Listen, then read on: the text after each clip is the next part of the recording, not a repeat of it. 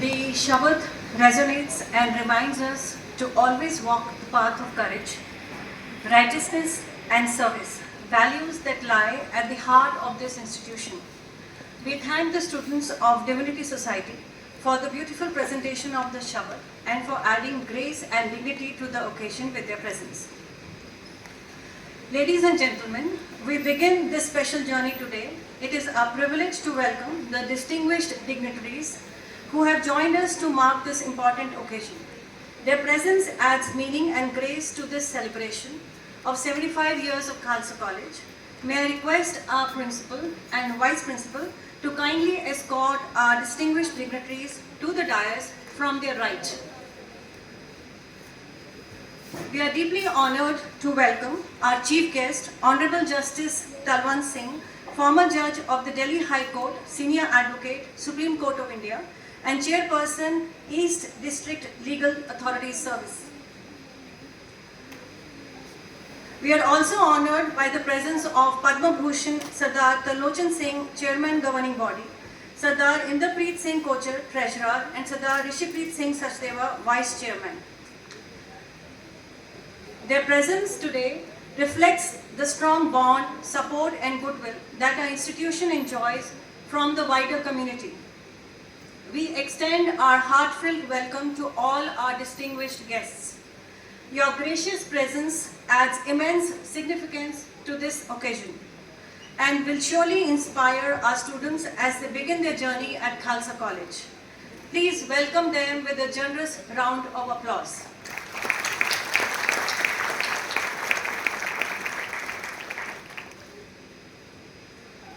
Thank you. To formally welcome everyone to the orientation program, I now have the honor of inviting our respected principal, Professor Gurmohinder Singh, to deliver the welcome address. Sir, may I request you to kindly address the gathering. Good morning, all of you. आज दे साडे बहुत मुख्य मेहमान justice Talwant Singh ji, साडे Padma Bhushan Sardar Tarlochan Singh ji, chairman of our college, Sardar Ravinder Singh Sweeta जी,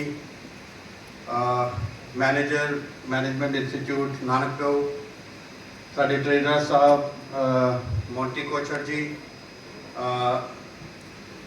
जिहड़े young energy नाल भरे हुए और ਕਾਲਜ ਨੂੰ ਅੱਗੇ ਲੈ ਜਾਣ ਵਿੱਚ ਇਹਨਾਂ ਸਾਰਿਆਂ ਦਾ ਬਹੁਤ ਰੋਲ ਹੈ।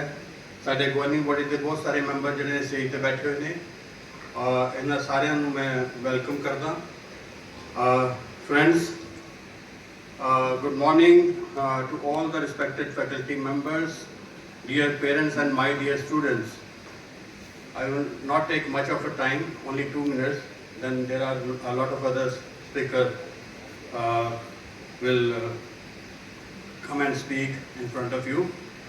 So it gives me immense pleasure to welcome all our first year students to this new and exciting chapter of their lives. A very warm welcome to our college family. Dear students, today marks the beginning of a very important journey. College life is not only about earning a degree or preparing for examination. It is about learning, discovering yourself, building confidence, and preparing yourself for the future. You are entering a phase where you will have greater freedom to make your own choices. But remember one thing, freedom always comes with responsibility. Learn to manage your time, attend your classes regularly, complete your work sincerely, and take responsibility for your decisions. Make the most of the opportunities that college offers you. Participate in seminars, society activities, sports, cultural activities, competitions, and other events. You never know where you may discover new talent or develop a skill that becomes an important part of your future. So do not afraid to question, ask questions. Do not afraid to ask questions. Do not be afraid to make mistakes.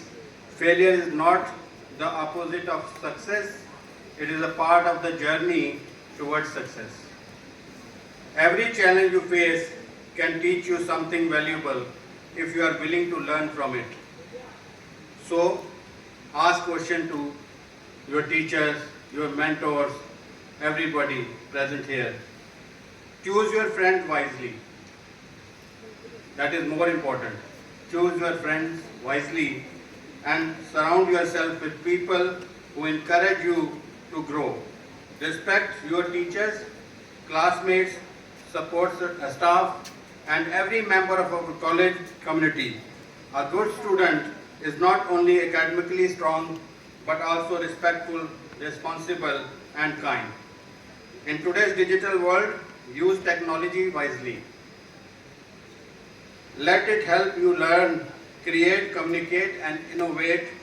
At the same time, learn to think independently and use information responsibly. You may all have different dreams and different goals, and that is perfectly fine. Some of you may already know that what career you want, while others may still be exploring. Give yourself time to learn and discover. Success is built through discipline, hard work, honesty, and consistency. As your principal, I want you to remember 4 simple things. Dream big, work hard, stay humble, and be kind. We as your teachers and mentors are here to guide and support you whenever you need us. Make use of our experience, ask for guidance, and never hesitate to seek help from when you face a difficulty from your teachers or mentors. Dear students, the year ahead will bring new experiences, new friendships, challenges, achievements, and many memories. Make these years meaningful.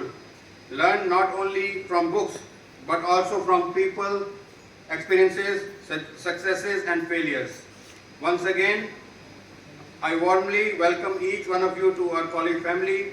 I wish you a successful, fulfilling, and memorable college journey. May you grow into confident, capable, responsible, and compassionate individuals. Welcome to our new beginning and all the very best for your future. Thank you so much.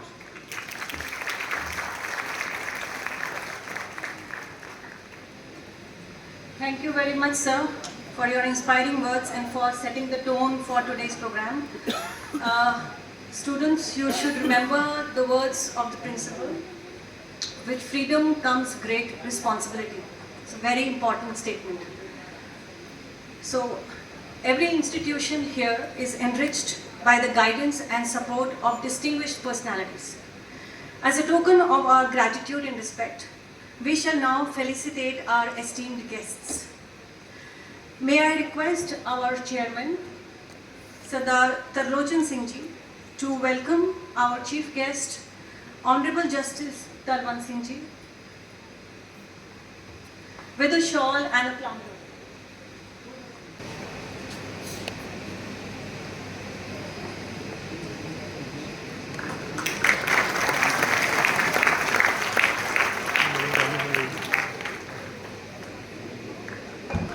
Please freeze the moment.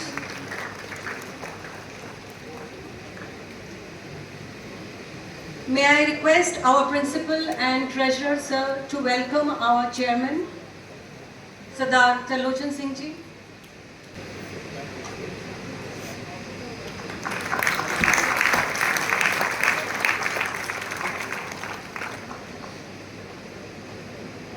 Please freeze every moment. They are important moments for us. I request Staff Association President Professor Nimi Singh and Staff Council Secretary Professor Gurinder Singh to welcome our Treasurer, Sardar Inderpreet Singh Kochar.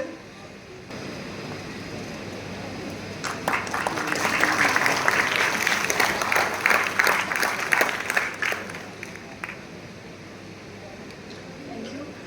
May I request Professor Surinder Kaur, IQAC Director, to please welcome Mrs. Rubinder Gaur, Governing Body Member.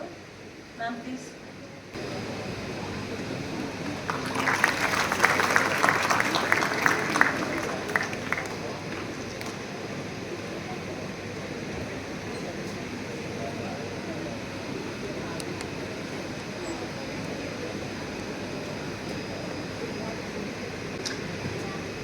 May I request Bursar Professor Jasneet Kaur to welcome Sardar Balinder Singh Kohli, our Governing Body Member,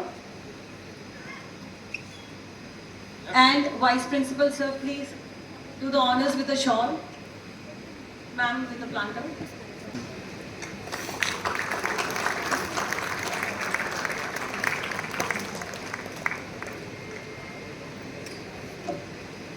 We have amongst us Chairman Management Institute, Gurdwara Nanak Pure, Sardar Raminder Singh Swita.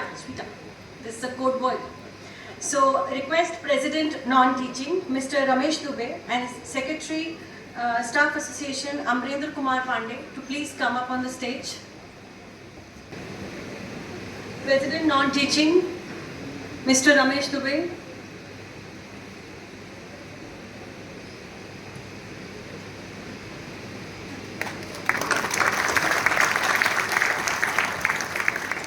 May I request Professor Satish Verma, sir? Professor Satish Verma, sir? Okay. So, may I request Principal, sir, to welcome Sardar Karamjit Singh ji, Governing Body Member, and Professor Nimi Singh to do the honors with the planter.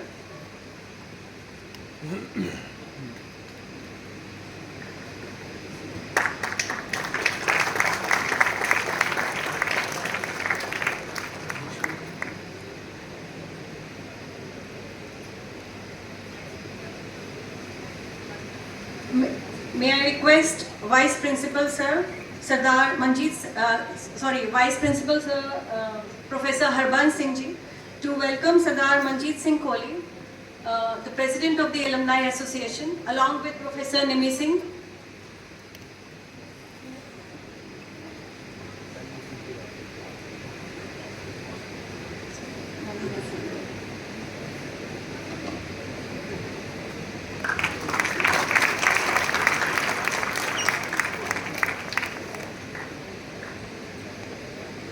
And I will welcome Mrs. Jagmohini Gujral, a Samaj Sevak.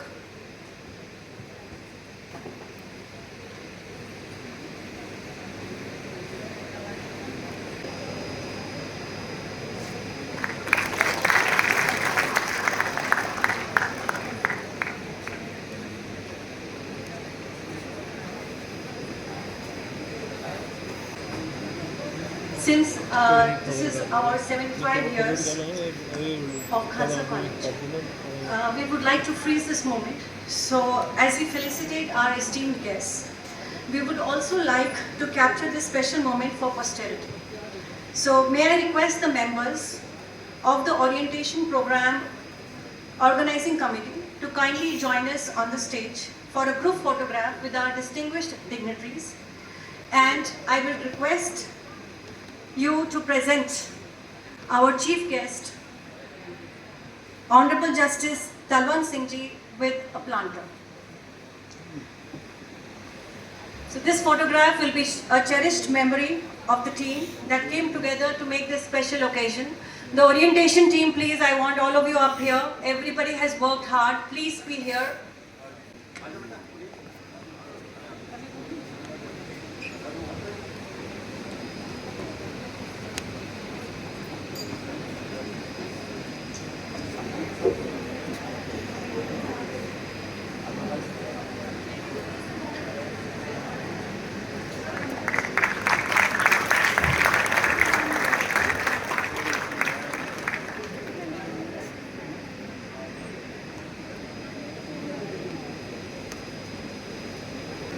We now have the privilege to invite our respected chairman, Padma Bhushan Sardar Tarlochhan Singh Ji, who has very recently been commended with Dr. Ratan Singh Jaggi Memorial Award in July 2026.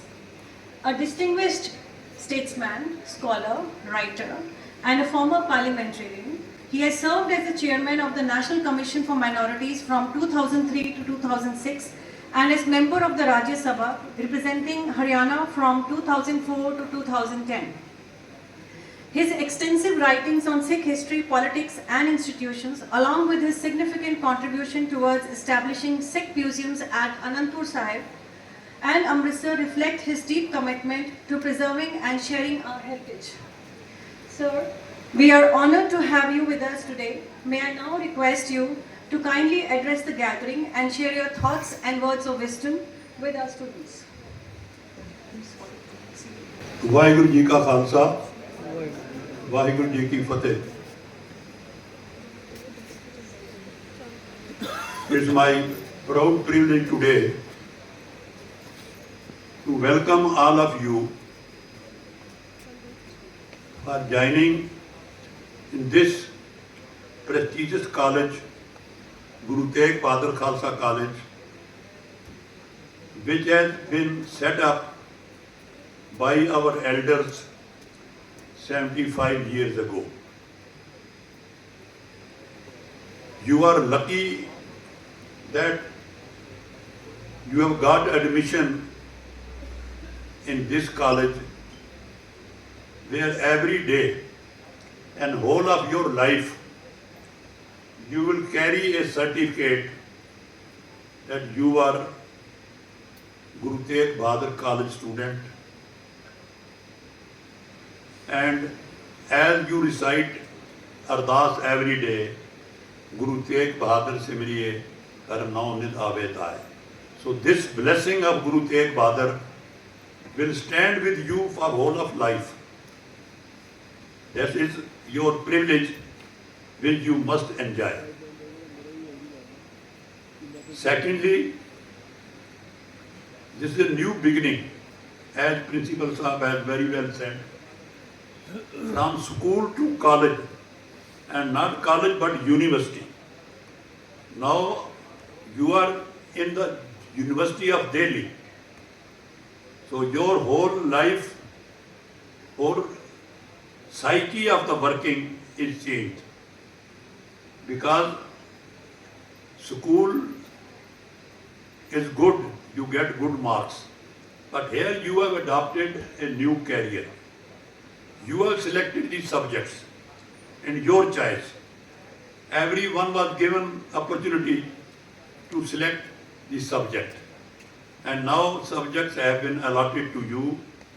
And my plea to you is that please remember this, your parents always thought of you, that you will earn honors for them. So this is now up to you, that during college days, you want to achieve something or you want to do something which may not be good for you. This is your choice. Because now there is complete freedom. You are adult where you are to decide. So my advice is, I have been also a student, my advice is that this is up to us what to adopt. So today we are presenting before you a person who was student of this college. As you are sitting here, he was also sitting among you when he was admitted. So this student, after studying in this college, sat for an examination, selected in judiciary, became Judge High Court. So this person, we have requested Justice Kulwant Singh Ji, that he should give you advice based on his own experience. This is a best opportunity for you to listen to him. When he was student here, what he thought and how he has made such good achievements in his life. He is most respected judge of the judiciary. Even now he is heading a commission. He is a very senior advocate, but also he is always helpful to Delhi Gurdwara Committee. He is helpful to any Sikh institution wherever his advice is required. I am thankful to him for accepting our request to come here today. Today, this college, you must remember that Delhi Sikh Gurdwara Committee has established 4 degree colleges in Delhi. There are 3 other colleges also which are under the Gurdwara Committee.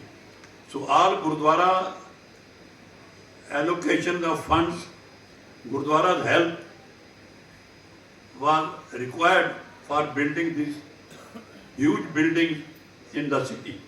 And you have gone through that how much money was spent by the Gurdwara Committee. So this is why, because they wanted that all the Sikh students, not of Delhi, of Haryana, of UP, of surrounding areas, even some students have been coming from Punjab. So we are always welcoming all those who come from outside. So today our Kalkaji and Kanu Sahib are to attend but couldn't come. So on their behalf also I extend you welcome. I also welcome all my colleagues in the board. They are always there. I also, you have the best of the teachers, best of the academic staff who are always to help you. So you must take advantage of their advice, because in initial time, if you make contact with them, it will be good. And I also request the teachers, please advise them, because in the first 1 month, they need your special patronage. That will be very good. Today, I am sorry to announce that one of our president of this college, Sir Bhavinder Singh Anand, passed away yesterday. So I remember him, his work done by him for this college. He was also president of the Guru Gobind Singh Commerce College. So we pay tribute to what he did for all of us. So I, again, giving only one advice, please, for the sake of your own career, for the sake of your parents, don't waste time when here. There are temptations always to do something extra. You have very well facilities here for extra. Cultural facilities, drama, gardening, everything is here. But don't waste time on others. Thank you. Vaheguru Ji Ka Khalsa. Thank you, sir, for your encouraging and insightful address. So students, make your decisions wisely. You have to learn that. And now, with great pride and excitement, we welcome our distinguished Chief Guest, Honorable Justice Talwant Singh, to address our students. Justice Singh is a former judge of Delhi High Court who served from May 2019 until his retirement in June 2023. Thereafter, he was designated as the Senior Advocate of the Supreme Court of India. Currently, he is Honorary Chair of the Advisory Board of a Dubai-based law firm, Khalid Al Mari. An eminent legal mind with 14 years of experience in constitutional, civil and criminal matters, Justice Singh has also been a pioneer in the use of technology, which you very often use. So, and especially he used it in the justice delivery system, contributing significantly to the National Case Information System. He developed the country's first paperless e-courts and judicial computerization in the Delhi High Court. That needs applause. He is an alumnus of Shri Guru Tegh Bahadur Khalsa College, making his presence today especially meaningful as a proud SCTBN, returning to inspire a new generation of students. Dear students, it is indeed a special moment to hear from someone who once walked these very corridors as a student. Sir, it is our privilege to have you with us today. May I now request Honorable Justice Talwant Singh Ji to kindly address our students and share his words of wisdom. Thank you, sir. Vaheguru Ji Ka Khalsa, Vaheguru Ji Ki Fateh. Respected Chairman Sahab, respected members of the Managing Committee, respected Principal Sahab, the faculty, students and parents of the students. Good morning, Sat Sri Akal, Namaskar, Adab. I am from this college.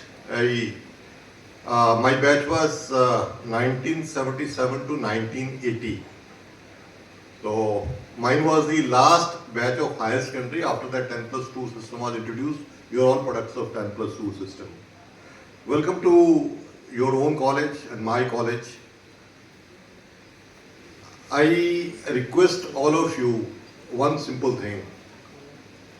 Please spend the same time in your study that you spend on social media. Just balance that. I'm not saying that you should not use social media. Please use social media. The balance time between study and social media should be equal. You are the future of the country. You are the future of this world. We have got high hopes on you, especially your parents, your family, and of course us also, who are a passing generation now. We look forward to you. You've got many more options than we used to have. Please choose your options wisely. Please use your spare time to learn some extra skill. I learned Spanish. I'm a diploma holder in Spanish. I did a management course from IGNOU University. I did almost the first computer course in this country run by the Computer Society of India. So these were my extracurricular activities which have paid me dividend. So please concentrate on your studies. Everybody has requested you. I hope that you will heed to that request. Score good marks, of course, because the world has become very competitive. In our times, getting first division was very difficult. Now all of you get 80%, 90%, 99.9%, I don't know. How much hard labor you put in. Please keep on putting in that. Learn AI. By the time you pass out from your college, anybody without AI knowledge, artificial intelligence knowledge, will be a redundant person. No company will employ you. You can't even start your own business, own entrepreneurship, nothing. So please use these 3 years to concentrate on the sectors which are already there. This is not something which is coming in the future. Please concentrate, learn AI, use it and of course you will see the wonders. And when you go to a company, when you go for employment, maybe in government, maybe in private sector, maybe you start your own work with a degree or a diploma or anything in AI apart from your educational qualification, you will be an asset to that institution. You will be an asset to your own business also. Don't take these things lightly, because you read these predictions, you are always on the Google or always on the internet. Please read it. The world's statistics and the forecast being made by all your mentors, Mark Zuckerberg and others, that they are now shunting out people who don't have AI's knowledge. So be there with the latest advanced knowledge. Maybe in 3 years some new technology will come in, but please keep yourself updated. Use your mobile phone, your laptops wisely. Apart from being on social media, use them to learn the new skills.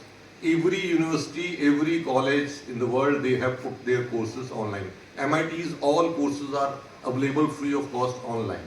No need to sit for a competitive exam, then get admission, spend lakhs of rupees to go to MIT and then learn. Everything is there on the net. So every day spend 15 minutes, 20 minutes, half an hour on learning a new skill. You will be a changed person. You will realize that you have used your time wisely. और ये मेरी parents को भी सलाह है, please बच्चों को थोड़ा सा इनकरेज करो. वैसे तो जितना मेरे बच्चे सुनते हैं मेरे को, इतने आपके बच्चे आपको सुनते हैं, पर फिर भी आप लोग कोशिश करें कि इनको थोड़ा सा कोई ना कोई एक्स्ट्रा स्किल जरूर ये लोग सीखें, क्योंकि आगे का ज़माना सिंपल ग्रेजुएट्स का नहीं है. कोई भी बच्चा जो सिर्फ ग्रेजुएट हैगा वो आई थिंक को 12वीं पास ना लो को ज़्यादा अच्छा नहीं हैगा. So please concentrate on it. It's a very competitive world. Almost everybody is graduate nowadays. So you have to show your extra skill. This is what my advice to this generation is. Thank you very much. Rasikal, Jai Hind.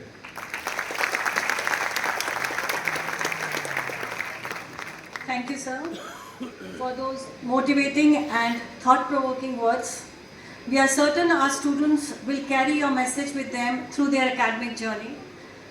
They will add on AI skills during this period here. They will participate in extracurricular activities which will complement and be their strength. You will.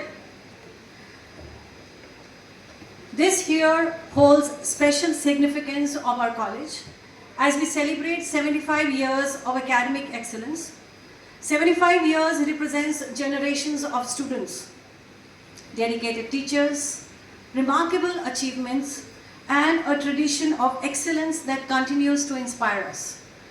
The 75 years commemorative logo is a symbol of this remarkable journey and the legacy that we carry forward.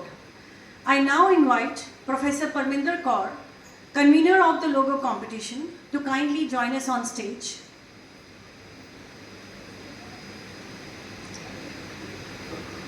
To mark this milestone, the college invited students to capture its vision through a commemorative logo. With an overwhelming response of 90 entries, the competition went through several rounds of shortlisting, culminating in 2 exceptional finalists. May I now request our esteemed dignitaries, along with Professor Parminder Kaur, to kindly unveil the 75 years commemorative logo of the college. And may I request our photographer to kindly freeze this memorable moment.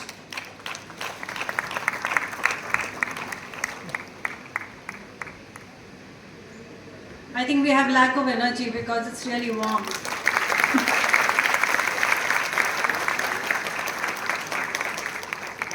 As you can see, the logo is being displayed.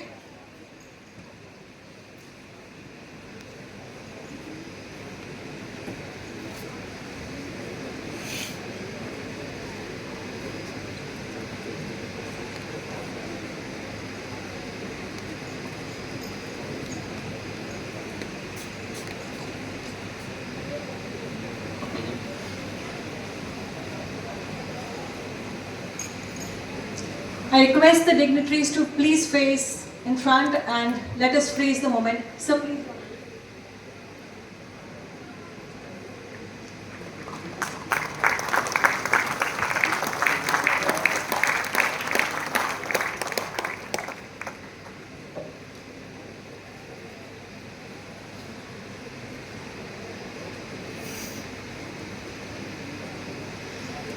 The winning logo was unanimously selected as the creation of our student Vanshika Goel, BCom Honors. Please come up. Let us celebrate her achievement with a big round of applause. She's one of you.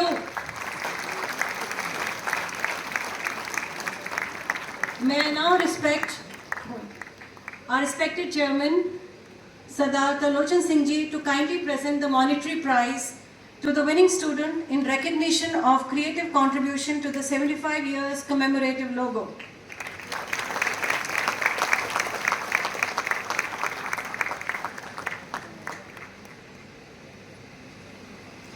We sincerely thank our esteemed dignitaries for graciously joining us in unveiling the 75 years commemorative logo and for making this moment truly special for the college.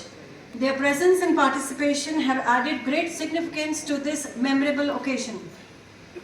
We thank Professor Parminder Kaur, the convener of the logo competition, for her efforts in bringing together the creativity and ideas that have shaped this commemorative logo. This logo will remain a symbol of our college's 75-year journey and the legacy we continue to carry forward.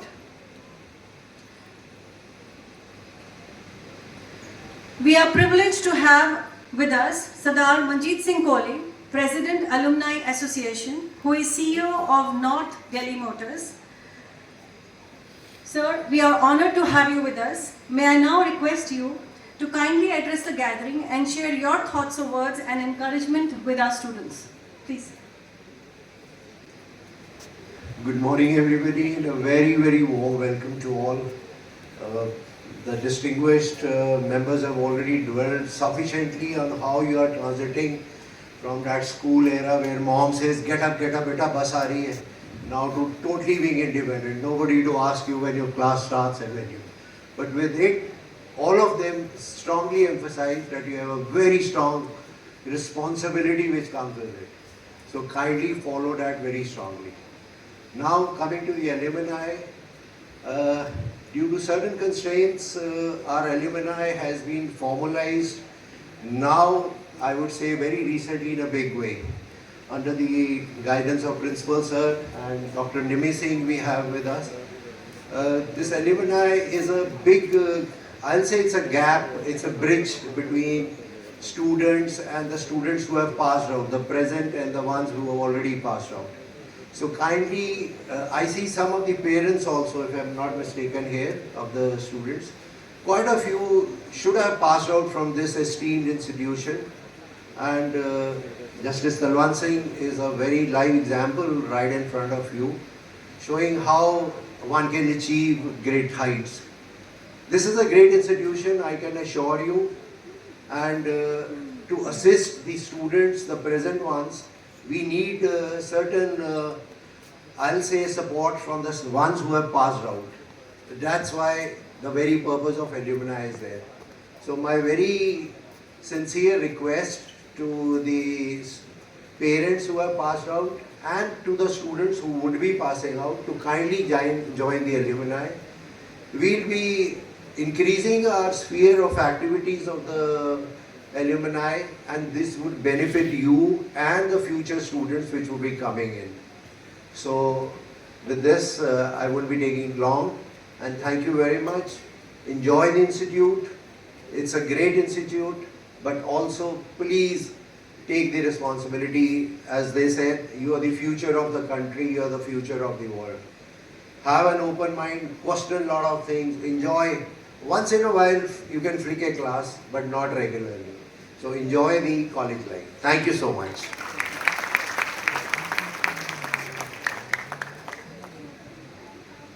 Thank you, sir, for your valuable words. A strong alumni definitely is a strength of the institution. So if your brothers, sisters, anybody who have graduated from this school, your parents, please ask them to be a member of the Alumni Association. There is a link on the website and you have only to click it and become a member. And if you want to become a member who takes part in the decisions of the college, you have to pay 10,000 as a fees also, lifetime fee. Okay? So gratitude is one of the finest expressions of respect. And it is now time to formally acknowledge everyone who has made this occasion special. I now invite our college treasurer, Sardar Inderpreet Singh Kochar, to propose the vote of thanks. And as we all know, when it comes to college, nothing quite passes without the treasurer's watchful eye. Please, sir.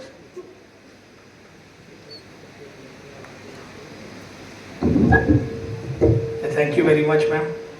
I sincerely give my vote of thanks to the chief guest who spared his valuable time and delivered the speech. I was listening to him. The things which he said to you. First, he told you the use of the social media, and parallel to that for the studies also. So what time you have to give to social media and the studies, you have to monitor that. Secondly, he spoke about AI. ਆਪਾਂ ਇਹ ਕਹਿ ਸਕਦੇ ਹਾਂ ਕਿ ਜਿਨ੍ਹਾਂ ਨੇ ਇਹ ਜ਼ਿੰਦਗੀ ਗੁਜ਼ਾਰੀ ਹੈ ਔਰ ਇੱਧਰ ਤੱਕ ਪਹੁੰਚੇ ਹੈ ਤੇ ਉਹਨਾਂ ਕੋਲ ਐਕਸਪੀਰੀਐਂਸਿਸ ਹੈਗੇ ਆ, ਉਹ ਤੁਹਾਨੂੰ ਦੇ ਸਕਦੇ ਆ ਤੇ ਉਹਨਾਂ ਨੇ ਤੁਹਾਨੂੰ ਜੋ ਇਹ ਚੀਜ਼ਾਂ ਦਸੀਆਂ ਸੋਸ਼ਲ ਮੀਡੀਆ ਦਾ ਉਹਨਾਂ ਹੀ ਯੂਜ਼ ਕਰਨਾ ਹੈ ਜਿਨ੍ਹਾਂ ਕੀ ਤੁਹਾਨੂੰ ਜ਼ਰੂਰਤ ਹੈ। ਔਰ AI ਜਿੰਨੀ ਜ਼ਰੂਰਤ AI ਦੀ ਹੈ, ਮੈਂ ਸਮਝਦਾ ਅੱਜ ਤੋਂ ਇਸ ਤੋਂ ਵੱਧ ਹੋਰ ਕੋਈ ਜ਼ਰੂਰਤ ਨਹੀਂ ਜੋ AI ਦੀ ਜ਼ਰੂਰਤ ਇਸ ਟਾਈਮ ਹੈ। ਸਟੱਡੀਜ਼ ਦੇ ਨਾਲ ਨਾਲ, ਪੜ੍ਹਾਈ ਦੇ ਨਾਲ ਨਾਲ ਔਰ ਆਪਣੇ ਆਚਰਣ ਦੇ ਨਾਲ ਨਾਲ ਤੁਹਾਨੂੰ ਇਹਦੀ ਵੀ ਬਹੁਤ ਜ਼ਰੂਰਤ ਹੈ। ਮੈਂ ਦਿਲੋਂ ਤਲਵੰਤ ਸਿੰਘ ਜੀ ਦਾ ਧੰਨਵਾਦ ਕਰਦਾ। ਨਾਲ ਦੇ ਨਾਲ ਸਾਡੇ ਰਿਸਪੈਕਟਡ ਚੇਅਰਮੈਨ ਸਾਹਿਬ ਜੋ ਆਪਣੇ ਆਪ 'ਚ ਹੀ ਇੱਕ ਮਿਸਾਲ ਹਨ, ਉਹਨਾਂ ਦਾ ਵੀ ਬਹੁਤ ਬਹੁਤ ਧੰਨਵਾਦ। ਉਹ ਵੀ ਸਾਨੂੰ ਸਮੇਂ ਸਮੇਂ 'ਤੇ ਔਰ ਇਹ ਬਲੈਸਿੰਗਸ ਦਿੰਦੇ ਰਹਿੰਦੇ ਆ। ਔਰ ਮੈਂ ਗੁਰੂ ਸਾਹਿਬ ਅੱਗੇ ਜ਼ਰੂਰ ਅਰਦਾਸ ਕਰਦਾ ਸੱਚੇ ਪਾਤਸ਼ਾਹ ਇਹਨਾਂ ਦੀ ਕਿਤੇ ਤੰਦਰੁਸਤ ਜੀਵਨ ਹੋਏ, ਲੰਬੀ ਉਮਰ ਹੋਏ ਕਿ ਇਹ ਸਾਨੂੰ ਇਸ ਕਾਲਜ ਨੂੰ ਆਪਣੀ ਬਲੈਸਿੰਗਸ ਹਮੇਸ਼ਾ ਦਿੰਦੇ ਰਹਿਣ। ਨਾਲ ਦੇ ਨਾਲ ਜੋ ਜਨਰਲ ਪੇਰੈਂਟਸ ਸਾਡੀ ਬੋਡੀ ਹੈ ਔਰ ਪੇਰੈਂਟਸ ਔਰ ਬੱਚੇ, ਸਟਾਫ, ਫੈਕਲਟੀ, ਪ੍ਰਿੰਸੀਪਲ ਸਾਹਿਬ, ਸਭ ਦਾ ਧੰਨਵਾਦ ਕਰਦਾ ਜੋ ਇਹ ਸਾਰਾ ਪ੍ਰੋਗਰਾਮ ਆਰਗੇਨਾਈਜ਼ ਜਿਨ੍ਹਾਂ ਨੇ ਕੀਤਾ ਹੈ। ਔਰ ਕਿਉਂਕਿ ਹਰ ਪ੍ਰੋਗਰਾਮ ਦੇ ਪਿੱਛੇ ਬੜੀ ਮਿਹਨਤ ਲੱਗਦੀ ਹੈ ਆਰਗੇਨਾਈਜ਼ ਕਰਨ ਲਈ। It's not easy what we see and what is behind. तो ये बहुत मेहनत लगती है। मैं इन्हों भी बधाई देना है सारे प्रोग्राम की। असी वचनबंद हाँ, हरमीत सिंह कालका जी, जगदीप सिंह कालो जी और दास इस कॉलेज में हमेशा दिल यही रहता है कि हमेशा ये कॉलेज साढ़े चढ़ती कला च रहन और कोई भी किसी भी प्रकार की ज़रूरत, चाहे वो फैकल्टी में है, चाहे स्टूडेंट्स में है, चाहे किसी में, तो उसकी ज़रूरत सारी ये पूरी होए और साडा कॉलेज हमेशा बुलंदियाँ चले। बहुत बहुत धन्यवाद। वाहिगुरू जी का खालसा, वाहिगुरू जी की फतेह।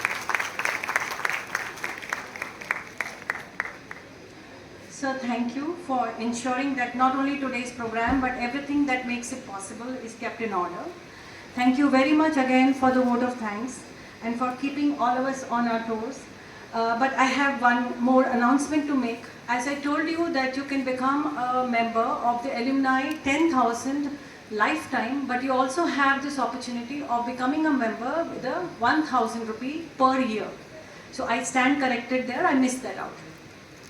So before we move on to the next part of our program, we place on record our sincere gratitude to all our distinguished dignitaries for gracing this occasion with their presence, valuable words, blessings, making the beginning of our orientation program truly special. We understand that some of our esteemed guests have other commitments and may need to leave at this stage. We thank you once again for taking the time to be with us and request you to kindly accept our deepest appreciation and warm regards.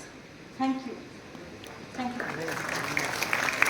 Dear students, the formal ceremony concludes here, but your orientation has just begun. So please remain seated. I mean, you don't have to leave.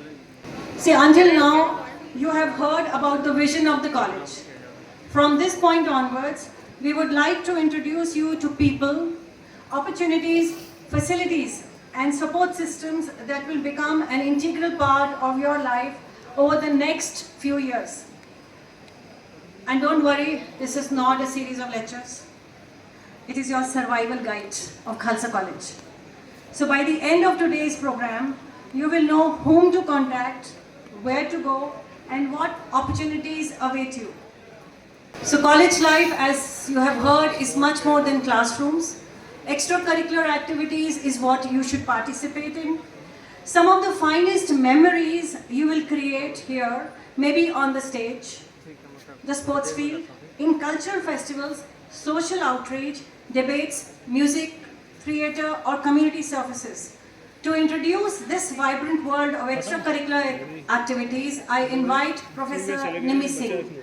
There are students who are feeling warm up there. We have around 10 to 20 seats here. If you wish, you can come downstairs and join us. Respected principal sir, our dear faculty members, dear students, please try to take the seats fast. Dear colleagues and my dear students, a very good morning to everyone. It's going to be afternoon now. As the convener of Arts and Culture, I would like to welcome you to this showcase of the beating heart of the college, the ECA societies, that is the extracurricular societies. At Khalsa, we believe that education is not confined to classrooms only.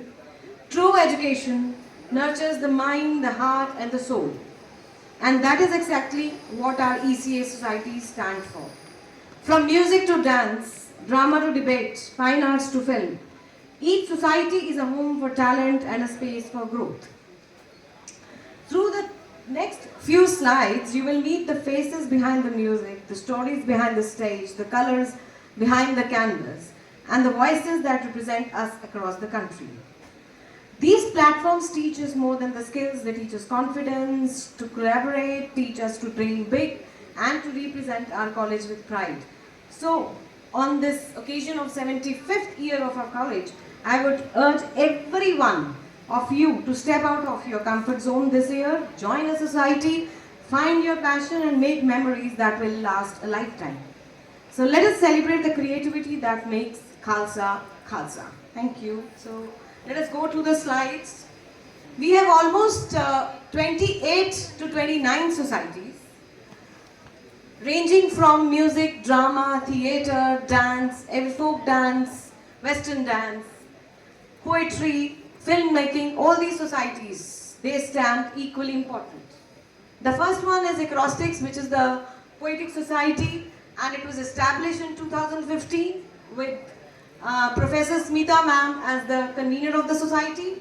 And this basically showcases the talent of the students who have poetry in their hearts and minds. Then is the Anhad, the Divinity Society. You must have seen the Shabad, which our students had performed. Those students, they belong to this society Anhad. And a help desk is also kept outside the auditorium that showcases all these societies. And this Anhad society works under Professor Harbans Singh sir, who is also the vice principal sir of our college. Then comes the heart of Khalsa College, the theatre, Ankur. It was established long time back in 1995 by late Dr. Javed Malik.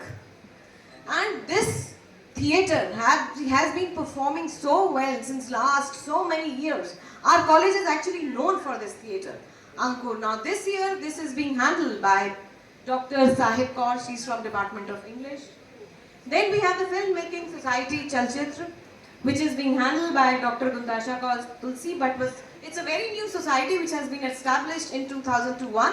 The students, they actually come to know how to do this activity of filmmaking, and this is not only restricted to just looking at the film, seeing the same films, but the students are also here encouraged to prepare their own documentaries and small short films, and our films have also been getting prizes.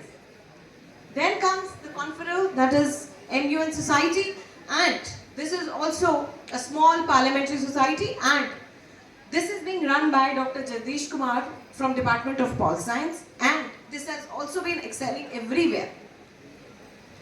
Then comes the Connecting Dreams, the CTF Khalsa. This society is basically known for its social work, and it is actually now, this year, this is being headed by Dr. Dipali June from Department of Zoology. Then is the main society, again this is also a very old society, DATS, that is Debates and Discussion Society, whose convener this year is Dr. Tarun Kumar. Our students, they do excel everywhere in debates also. Then we have the Eco Clan Society, which is run by Dr. Anjana Sagar. It also deals with all the environment related activities of our college.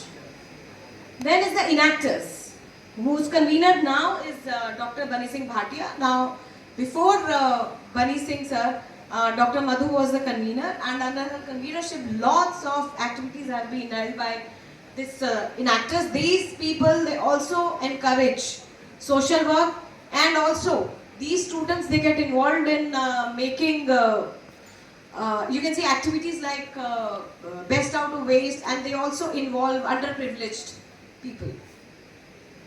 Then is the Western Dance Society Aithram, which is being convened by Dr. Kushneet Kaur this year, and this deals with all the Western dance. Then we have the Fateh, the Sikh History Society. Here the students, they come to know about the actual historical implications of our Sikh history. And this is again convened by our Vice Principal Sir, Professor Hemant Singh Sir. Then we have Finance Society, Finsbury. This is, the convener here is Dr. Kamaldeep Kaur. This is specially for the commerce students, and other students can also be participating here, but this is related to the finances. Then we have the Heart of Khalsa, which is your Bhangra, the folk dance, for both girls as well as for boys. For boys, this is the convener is again Harbans sir, and girls, it is Urban Bhangra Girls Society, and the convener this year is Dr. Ravinder Kaur Bedi. And again, our these girls, the Urban Bhangra Girls and our boys from Bhangra, they are very well known for their performances in Ludi and normal folk Bhangra. Then we have the placement cell Ignite, which is run by Professor Bibhu Prasad Sahu. The placement cell of our college has been working actually in a very excellent manner since last 4 to 5 years. We make sure that in the third year the students do get a placement. Then we have the Civil Services Society, which is Junto, and the convener here is Professor Amanpreet Singh Gill. And as the name says, Civil Services Society, here our convener is from the Political Science Department.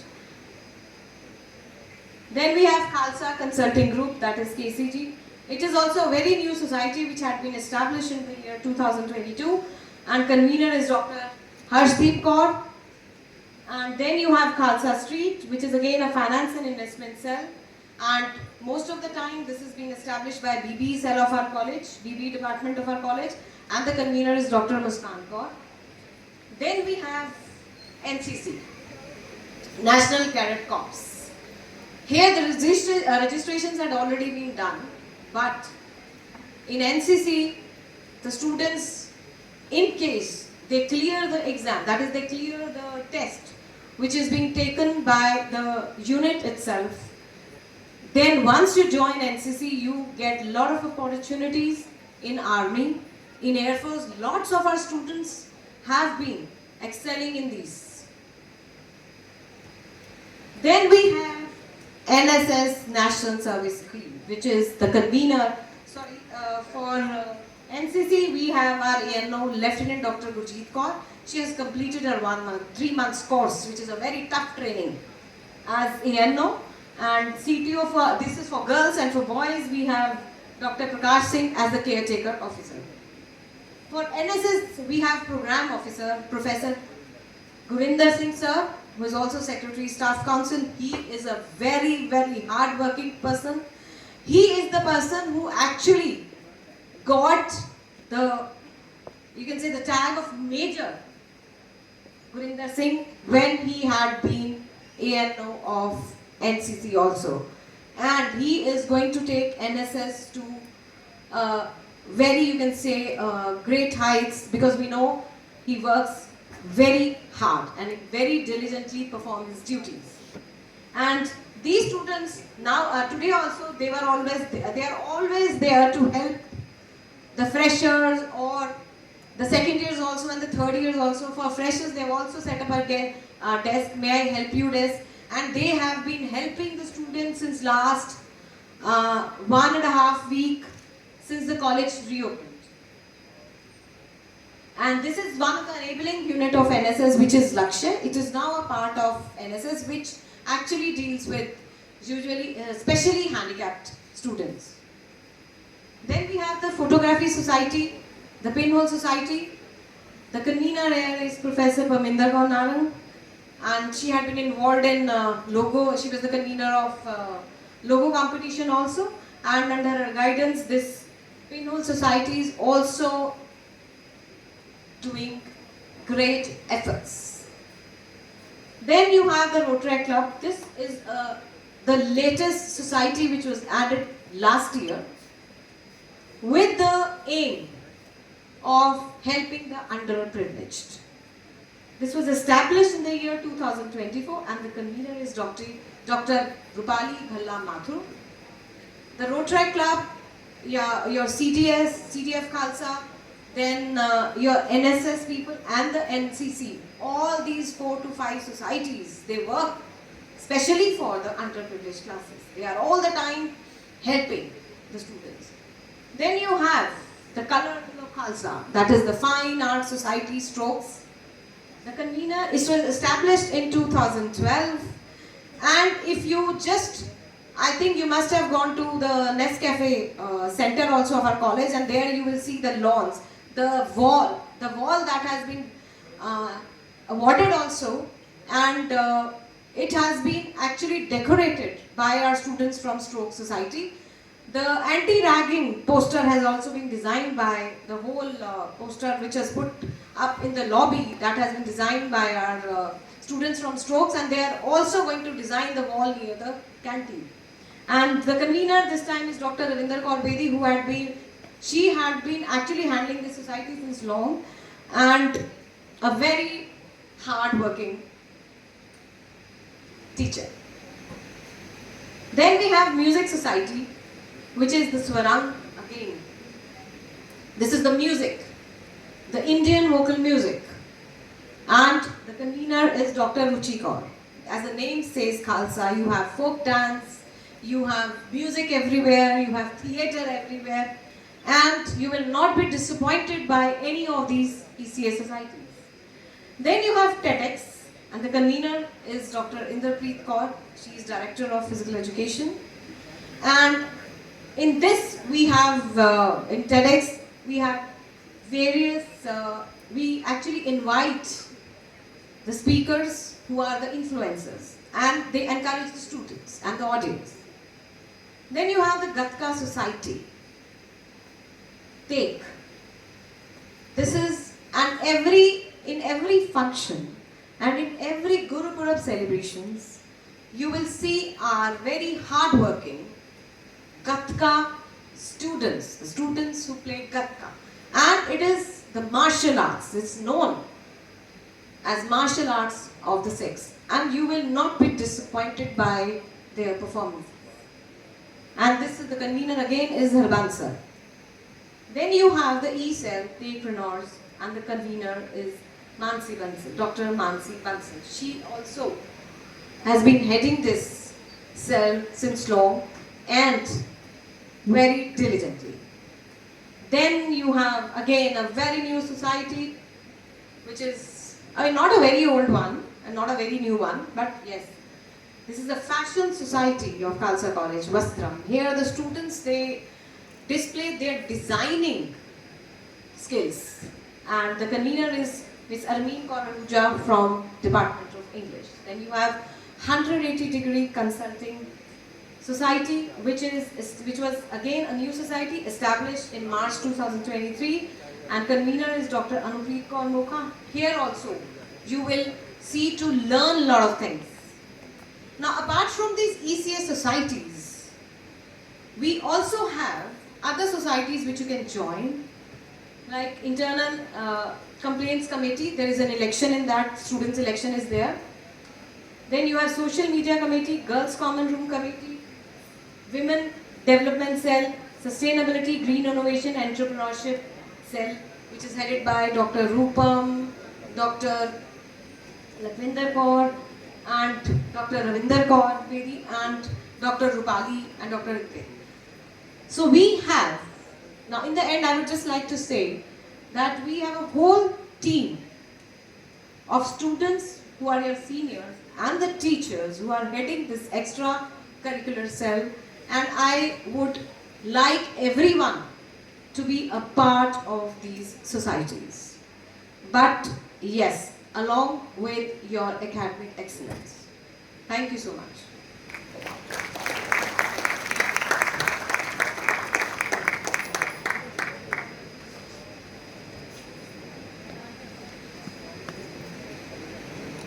See, a good institution is not known for academic excellence only, but also for providing a safe, respectful, and inclusive environment.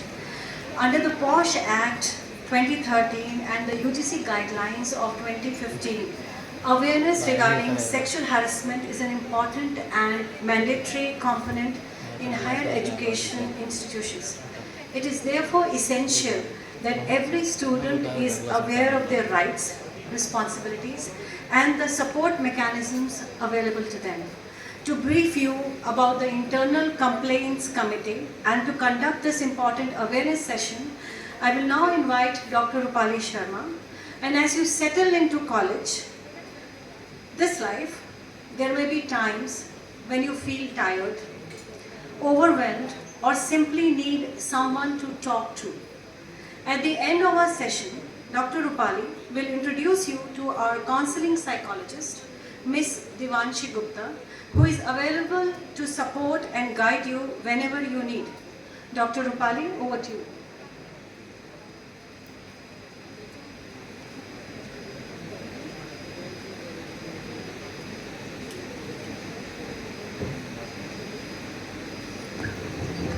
Thank you, ma'am. Good afternoon, everyone. Welcome to Khalsa College. I'm here today to for the awareness of the POSH Act as a member of ICC. The POSH Act actually has a very long name. It's called Sexual Harassment of Women at Workplace, Prevention, Prohibition and Redressal Act of 2013. It is more commonly known as Prevention of Sexual Harassment Act, therefore POSH. And under the POSH guidelines, all higher education institutions have to institute an independent body called the Internal Complaints Committee. So I am representing Internal Complaints Committee today. It is mandatory for all higher higher education institutions to have this body, and another mandate that it has is that every year it has to do sensitization sessions to make all students, staff aware of the rights that you have, understanding different kinds of sexual abuse and what measures that you can take to prevent it, and if you have faced something, what you can do to get some justice. So ICC, a little bit about ICC, it's an independent committee that, independent committee is an important part over here, which means that it is not under the college as such, in the sense that it can investigate any member of the college, which includes students, staff and faculty. And it has the legality of this comes from the POSH Act. So it is a court mandated body that every institution must have. And it takes complaints of sexual harassment, not any other kind of harassment. The name is Internal Complaints Committee, but it doesn't take any other complaint other than sexual harassment. The aim and the purpose of this committee is to prevent sexual harassment through gender sensitization sessions, to make people aware of what kind of behavior constitutes as sexual harassment, and make them aware of what kind of legal mechanisms they can resort to if they have faced any such kind of behavior. It aims to promote a more inclusive atmosphere, and which makes both the genders, all genders comfortable in the college, and the college should be a free and a safe space for everyone. So, beginning with what constitutes as sexual harassment. Any unwelcome act or behavior of the nature of physical contact or advances. So if there is, many of you are aware of good touch and bad touch, and nobody is allowed to touch you without your permission. Any kind of demand or request for any kind of sexual favors, whether it is getting your work done, getting something in return, constitutes as sexual harassment. Making sexually colored remarks, showing any kind of pornography on phone or pictures, or sending any such texts will also constitute as sexual harassment. Any unwelcome physical, verbal and non-verbal conduct is also of sexual nature is also sexual harassment. So sexual harassment doesn't necessarily mean that somebody has to physically attack you, and that is what constitutes a sexual abuse. No, any comment of sexual nature or any gesture of sexual nature will also constitute as sexual harassment. On the other side, if you think that there will be any preferential treatment if you were to give into some sexual favors, also is a part of sexual harassment. If somebody tells you that your future will be at stake if you don't do this, give this sexual favor, is also sexual harassment. And any kind of humiliation that you face that has the nature of sexual harassment and makes you uncomfortable and makes your environment hostile, will be counted as sexual harassment.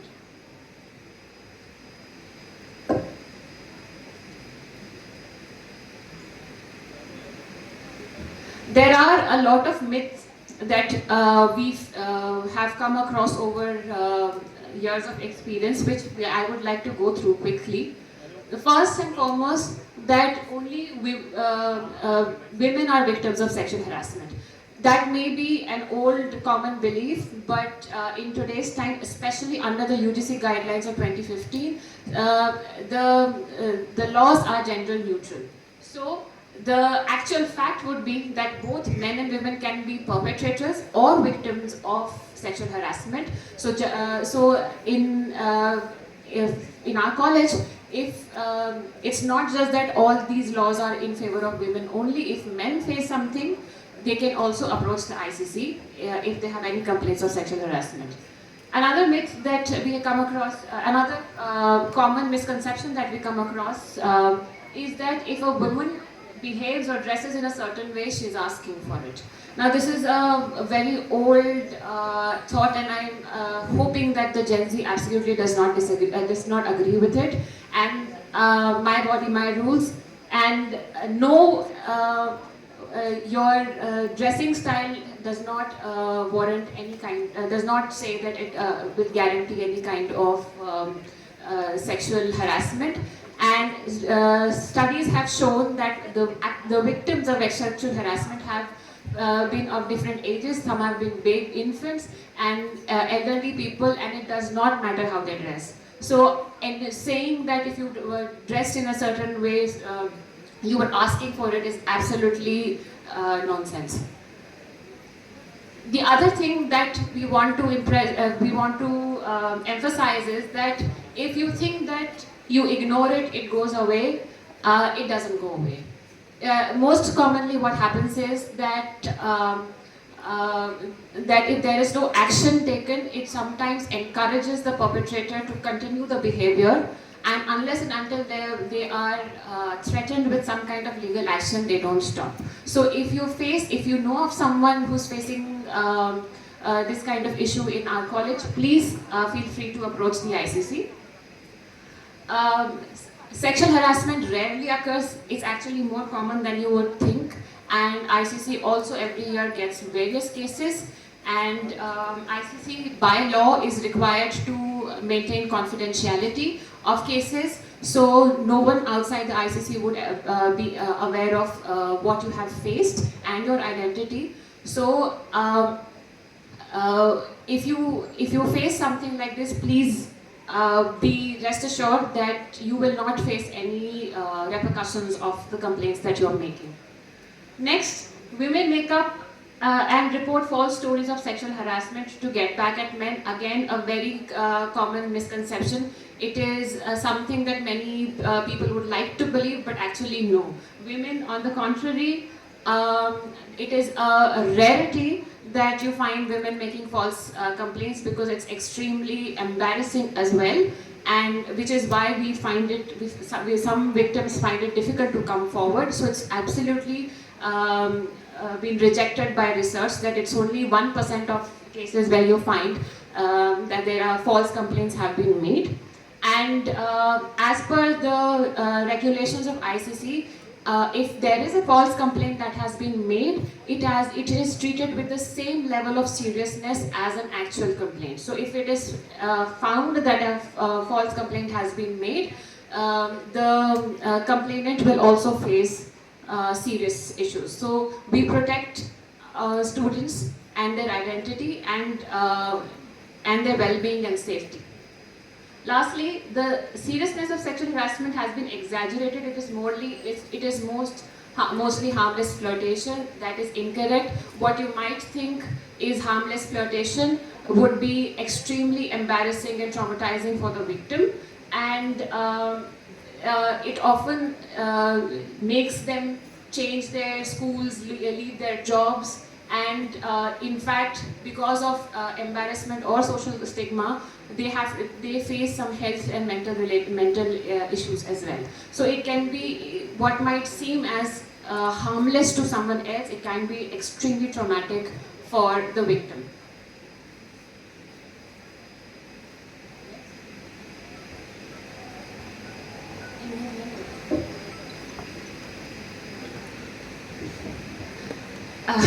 One very popular question that we are asked among teenagers as students in college is it okay to ask someone out? Well, romantic relationships are very common at this age, but what important message that you should keep in mind is that consent is important. You can be respectful, make sure the other person is comfortable, and you can express your feelings. That is not sexual harassment. If you're making them uncomfortable with your behavior and making sexually colored remarks or gestures, that will count as sexual harassment. Consent is important. No means no. If the other person has said no, that means it is a clear no. And we are not in 90s movies anymore that no is not taken as no. It should be taken as face value. Please remember that.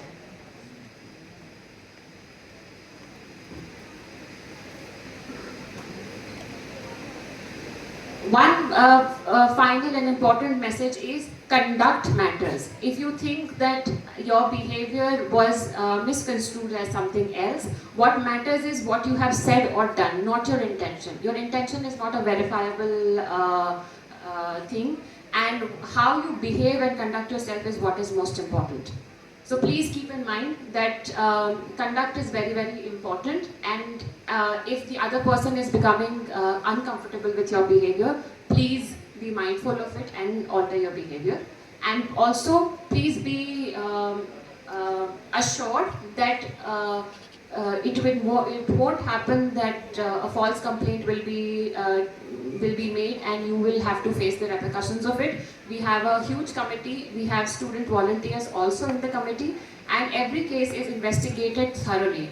And if it is found that a false complaint has been made, it can attract severe penalty. It could, for students, could also mean expulsion, suspension or expulsion from college. So it can go to that extent as well. So for everyone, please be mindful that trivial, unnecessary complaints can also, or non-serious complaints can also have some backlash for it.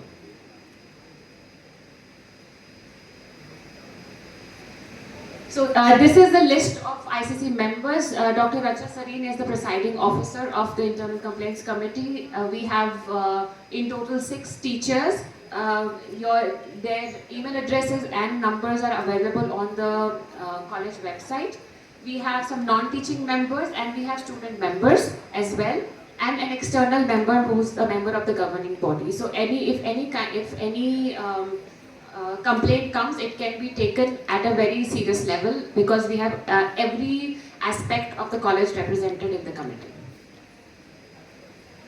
Lastly, we have a QR code that you can scan and look at all the relevant documents, the rules and regulations of the UGC guidelines and the POSH Act.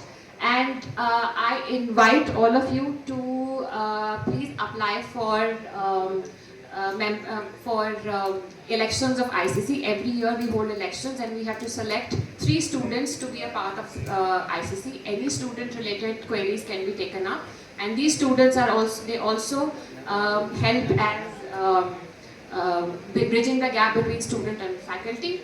And we will also send out notices to each department that there should be 2 departmental representatives from each department. So I request you and I encourage you to volunteer for the ICC so that we have a safe and inclusive college space for everyone. I would also like to introduce our in-house college psychologist, Miss Devanshi. I would like her to come to the stage, please. We have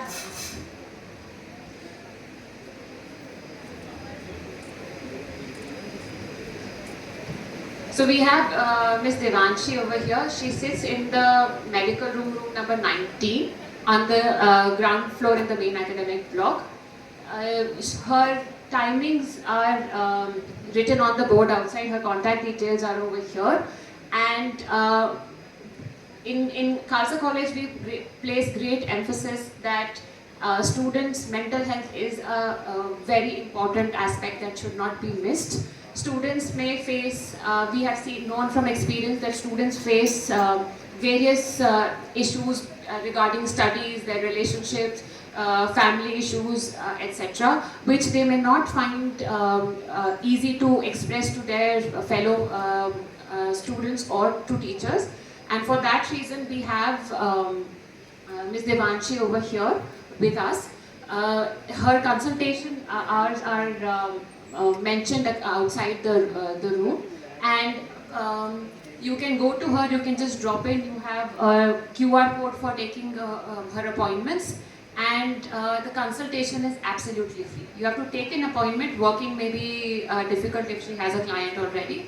It is also absolutely confidential. What you speak to her is between you and her, and no one else gets to know about it. So please feel free to consult our in-house counseling psychologist. Thank you.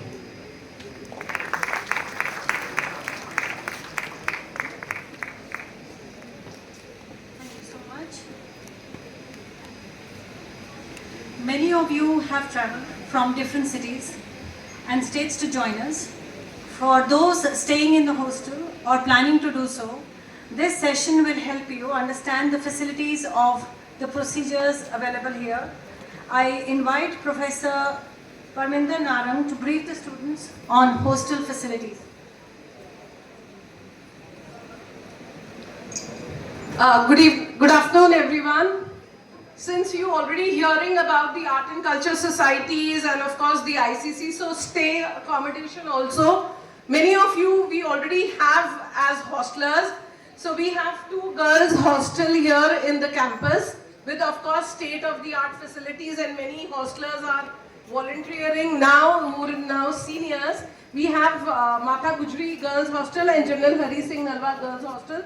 And it is, of course, you get so much of exposure here when you're networking and you're staying 24/7 together.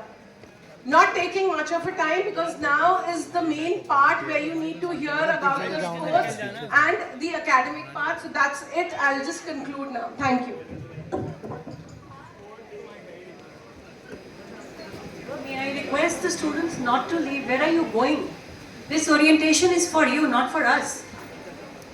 I don't understand where you are going, because the language courses are going to be introduced to you, the timetable, how to read it, how to go about it is going to be introduced to you. If you are going for an HS call, that's okay, come back, okay?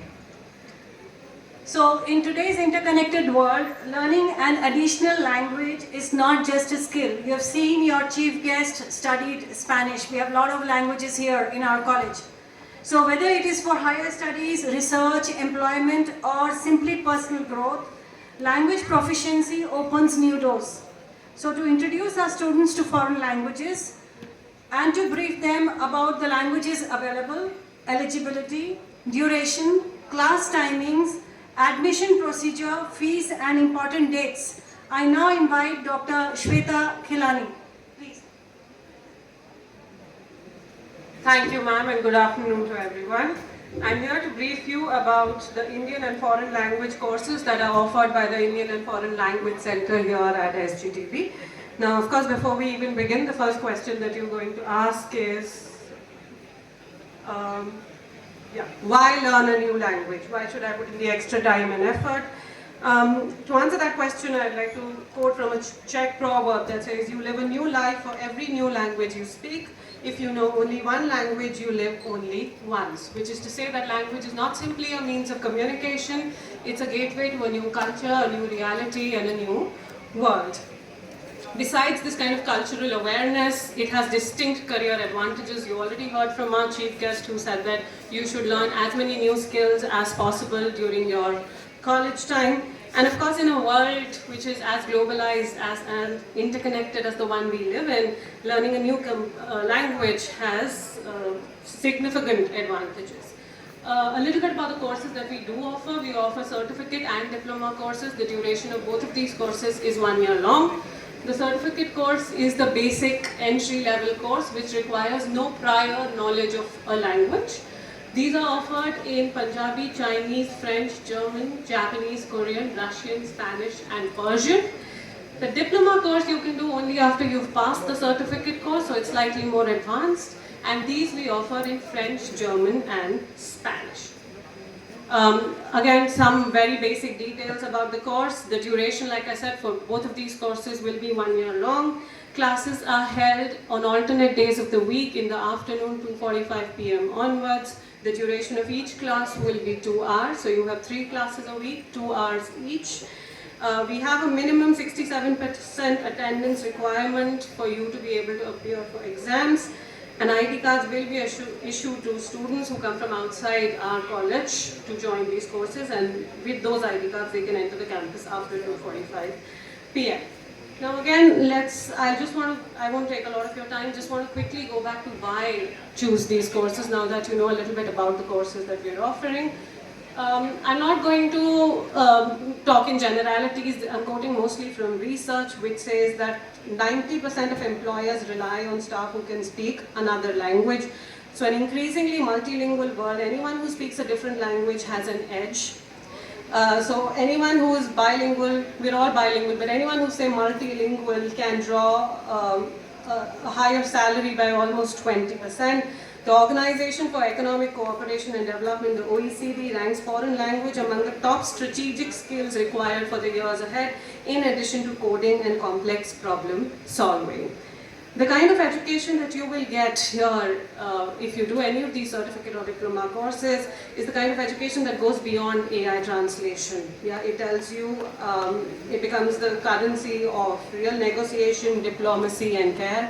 Research has also shown that, this is research in the field of neuroscience, has also shown that multilingualism has been associated with stronger memory, sharper focus, and slower age-related cognitive decline. In a country which is on the tech rise, as it were, as ours, it's only natural that there will be a rising demand for multilingual speakers who can speak more than Indian and regional languages. And obviously, you know, even if you're not interested in the career benefits as such, if you've already decided what you want to do, it gives you access to an unfiltered culture, direct access to literature, cinema, and friendships abroad, no subtitles, dubbing, or filters required. Quickly, I just want to tell you all the eligibility criteria for the certificate course, which like I said is the basic entry-level course. You just need to have done 10 plus 2 with a minimum of 45% aggregate. That said, of course, it will depend on the number of entries we have, and we might release a cutoff list later on. For the diploma course, you have to have completed the certificate course in the same language from the University of Delhi. All of the details about the fee payment and registration are available on the website, but I will still quickly go through them. The registration fees is 210 rupees. These are the fees of the courses. For most of the courses, it's 16,000 rupees annually, and for some others, it's subsidized for Punjabi and Russian. How do you register? Like I said, go to the website, the link is over there, otherwise the QR code is here. For now, you just fill out a Google form, pay the registration fees, and after the 15th of August, which is the last date to register for these courses, we will come out with a merit list, and then the admission process will start. So these are the important dates. The forms have been open for quite some time now. They opened on the 3rd of July 2026, the registration forms. 15th of August is the very last date. We've already extended it once. We will not be extending it after that. So if you're interested, make sure you register as quickly as possible.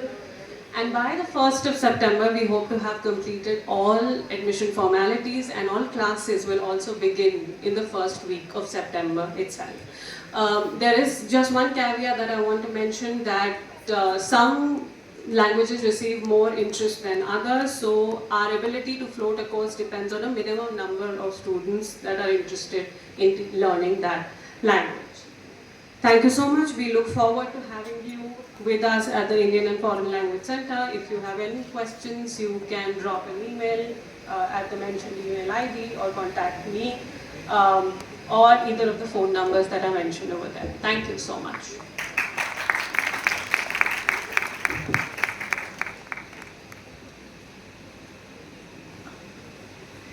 We believe that education is incomplete without physical fitness, discipline, and teamwork. Whether you are a competitive athlete or simply enjoy staying active, there is something for everyone. We are fortunate to have with us someone who brings both experience and excellence in the sporting arena, Dr. Inderpreet Kaur.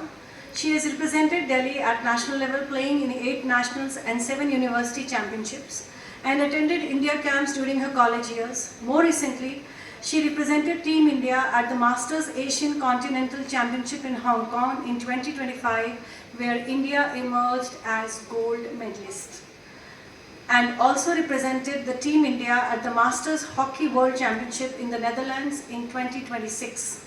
With this remarkable sporting journey, I now invite Dr. Inderpreet Kaur to introduce our students to the sports facilities and opportunities available in the college. Dr. Inderpreet.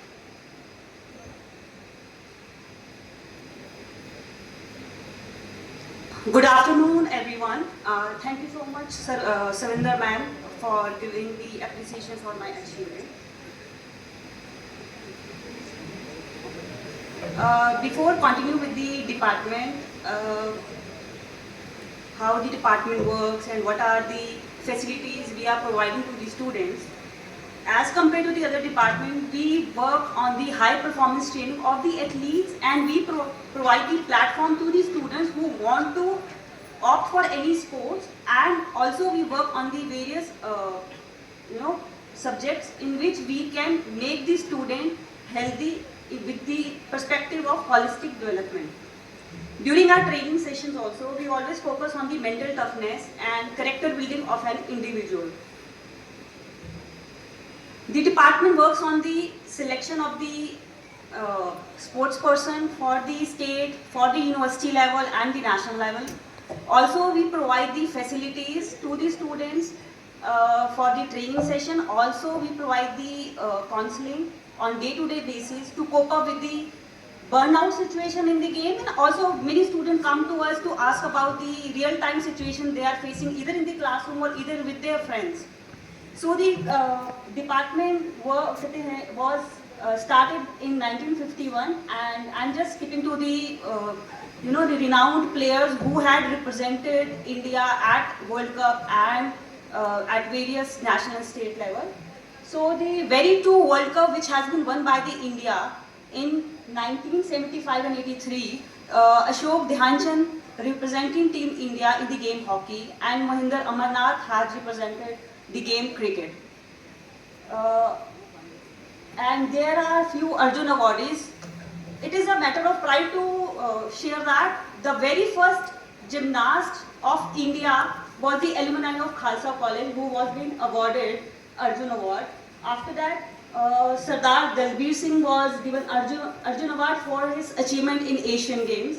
And then comes the Mahinder Amarnath for his World Cup. Vijay Mala Behnot was a shot put player and represented India. Also the Ram Karan in 2014, he is a para-athlete in 800 meters, represented Asian Games in 2004 and was a gold medalist in 800 meters. There are few sports administrators also. Kiran Sandhu, she was an Asian basketball champion and she was also working with the Basketball Association as a secretary.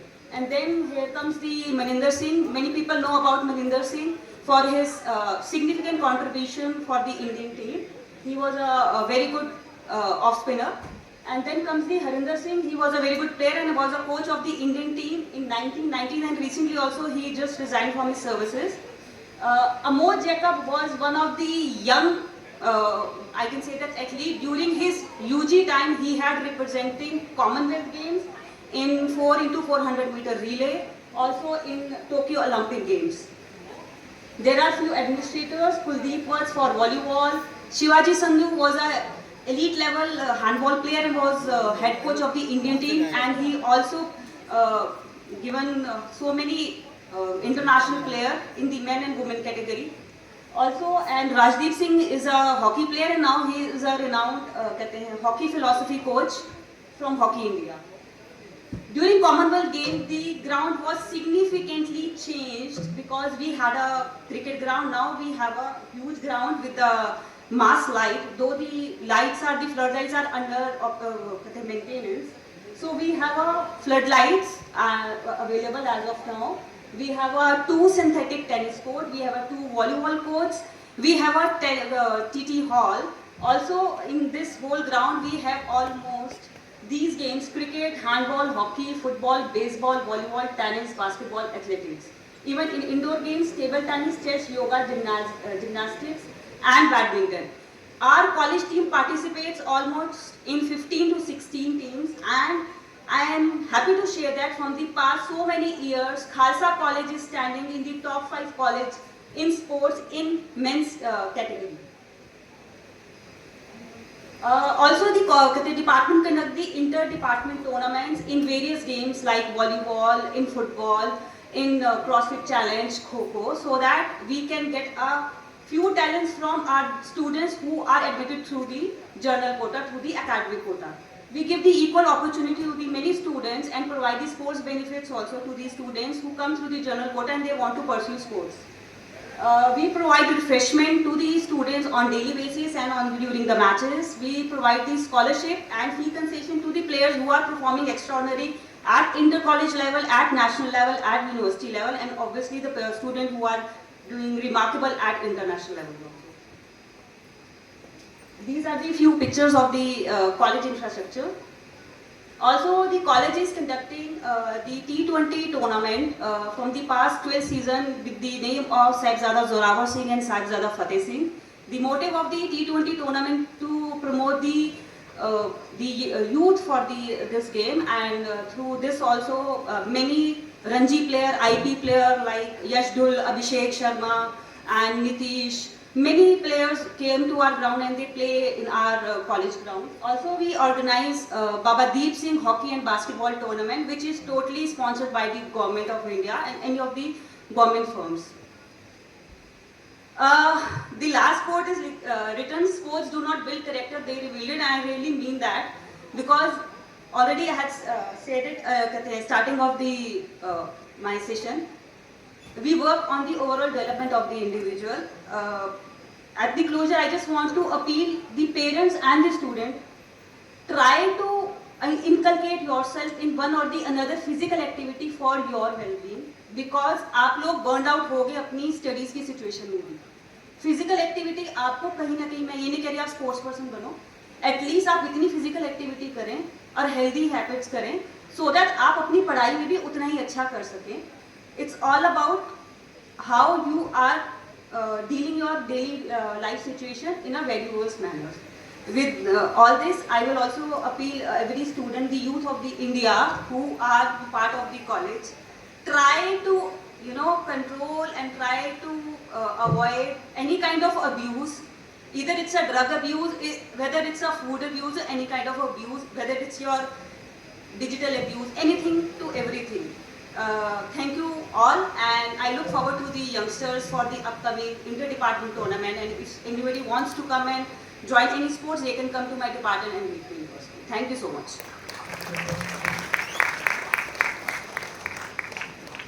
Thank you, ma'am.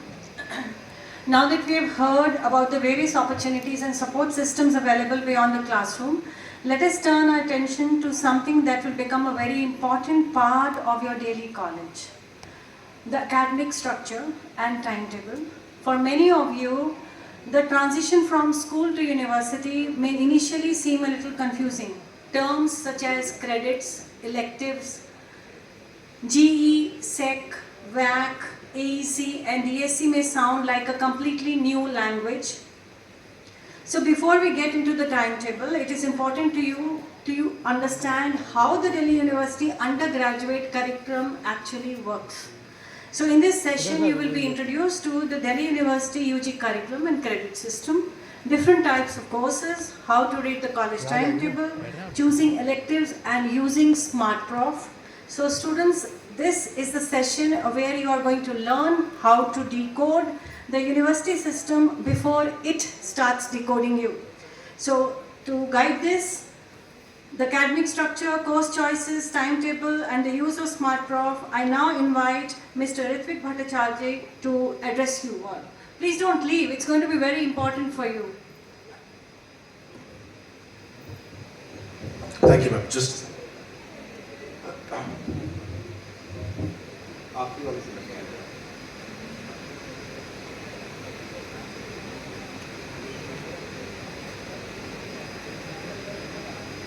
sorry. I know you're tired, it's hot, you're a little frustrated, but just by a show of hands, how many semester 1 students are still sitting here? How many of you are from honors and the rest program students? Tegh. As I said, I know you're tired, it's hot, but I'm going to throw a lot of information at you. If you have notebooks and pens, I would suggest that you take it out, because what we're going to talk about now is going to fundamentally decide and fundamentally mark the entire career that you're going to study, your entire college career beginning now. And I say that it's very important because I have had people come to me asking how the structure works, which GE I can study, what sec should I choose, and so on and so forth. All of that we're going to talk about now. It may take some time, but once again, as I said, I suggest that you take out a notepad and a pencil and a pen and just write down whatever you seem important and whatever is specifically meant for you. I'll just wait for everyone to settle down.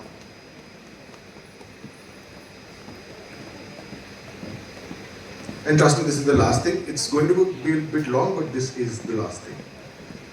All right.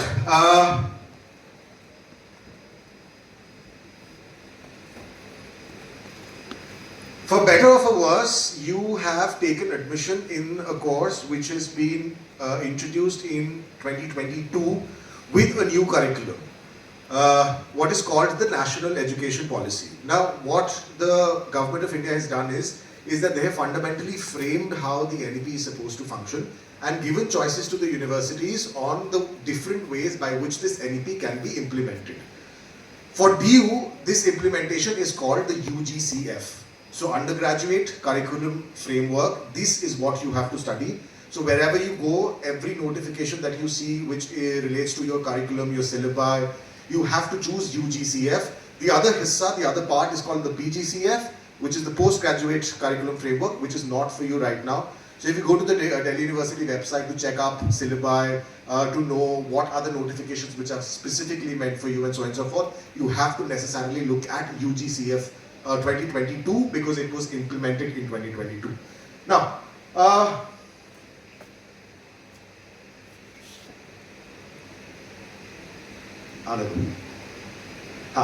so what you find yourself in a system where you have to study in semesters.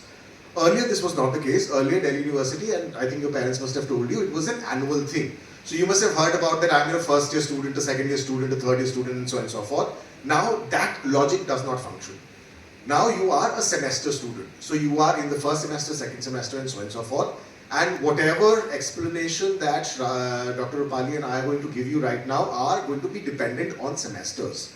Because chances are, across a semester, something that you have to study will change. Which is why I'm saying it is complicated, it is a lot of information, as I said, but just bear with us.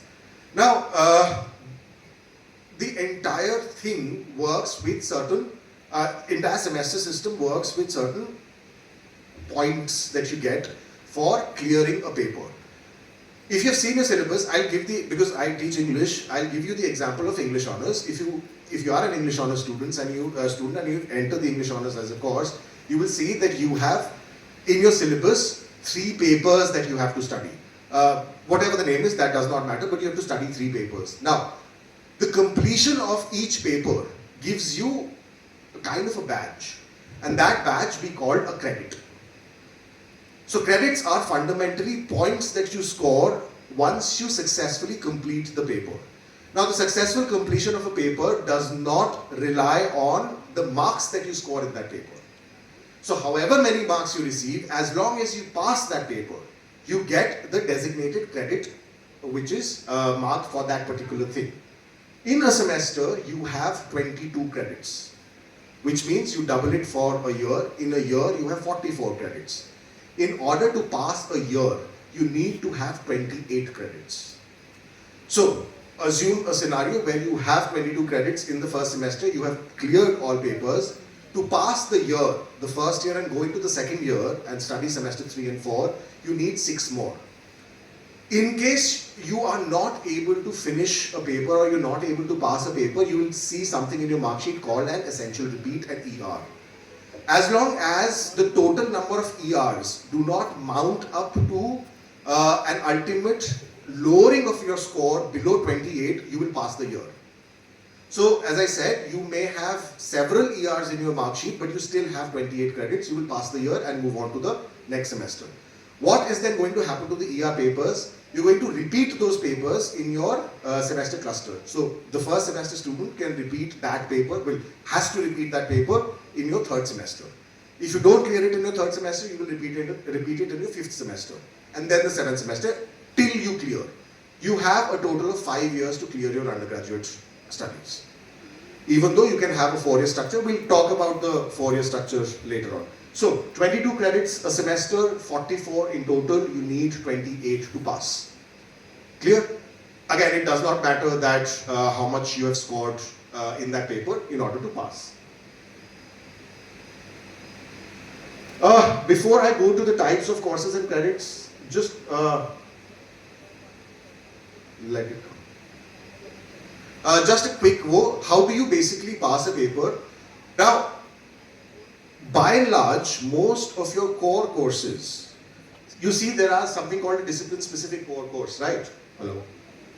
A discipline-specific core course is your department's course. So if you have taken admission in English Honours, the English papers that you study, which your department is teaching, are the core courses. These are 4 credits. You can get per paper a maximum of 4 credits. So you have 2 types of paper, 4 credits and 2 credits. I'll just come to that in a minute. A 4 credit course, so each credit, 1 credit equals to 40 marks. So which means a 4 credit course means 160 marks.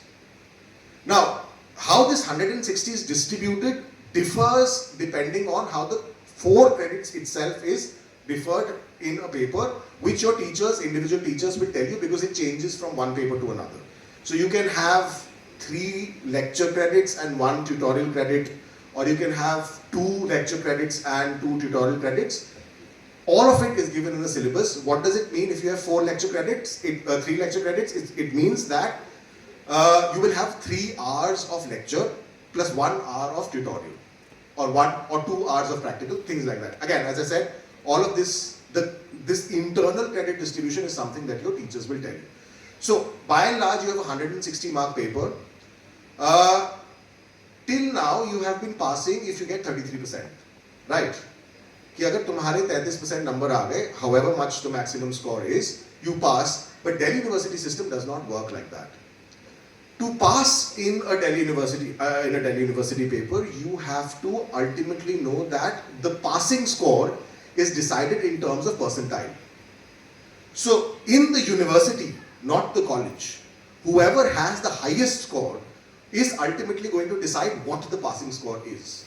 So in a year, for example, where the highest score is, let us say 50 out of 160, and you have 30, which is below 33%, but you will still pass because the highest score is 50. So you might see, alright, you might think that I had scored so well in IE and I had scored so well in CA, but I still have an ER. It is because the cumulative score that you have out of 160 does not match to the failing criteria that the university has set, depending on what the highest mark is. So there are a lot of statistics which go into it. There is normalization happening and median and so on and so forth. You don't need to get into it, but the fact is that it is not a hard and fast 33 system anymore. Alright. Now, these are the different types of courses that you have to study across the 6 or 8 semesters that you're going to study here, depending on your choice. 3 to dekho karna hi hai. You have the option of quitting in between each year, but to get an honors degree or a program degree and a complete degree as it were, you have to give minimum of 3 years. Otherwise, you get a certificate and a diploma. Anyway, a discipline-specific core is the kind of course that you have to mandatorily study. ये तुमको पढ़ना ही है. Rupali will tell you कि program के लिए कैसे differ करता है वो, but just as a वो honor students के लिए वो अपने ही department का course है. BA program students के लिए it is the course of the combination that you have selected. So BA program with history and economics will have to study one course from history, one course from economics, which we call non-majors, and one course that you have to choose from either history or economics, which is also core course, which we call a major. Again, major कैसे बनेगा वो सब हम बता रहे हैं. A discipline-specific elective course, also 4 credits. So core course is 4 credits, maximum 4 ही मिल सकते हैं एक पेपर से. Electives तुमको अभी नहीं मिलेंगे. You will come across an elective course in your 3rd semester. Elective courses कि भैया है तुम्हारे discipline का ही course, but it is a choice. You get to decide if you want to study that course or not, or you want to go into something like a GE or study another elective course. Again, first year में तुम्हारा elective नहीं है. It will come once you reach your 3rd semester. A generic elective is a course which you have to study from another discipline. So an English honors student cannot study a GE from English. Hindi honors student cannot study a GE from Hindi. A BA program, I'll come to the program courses right now. A life sciences student, for example, cannot study a GE from botany, chemistry or zoology because those are their core courses. Is there any life sciences or physical sciences student here? So you know your courses, right? Physical sciences, you're either chemistry, maths and physics or computer science, maths and physics. इनके आप GE नहीं ले सकते हो because these are your core courses. तुम्हारा जो core course है life sciences का या physical sciences का, you have to take a course which is separate from that. This is also a 4 credit course. After that you have EVS, AEC. I'll come to the GEL part in a second.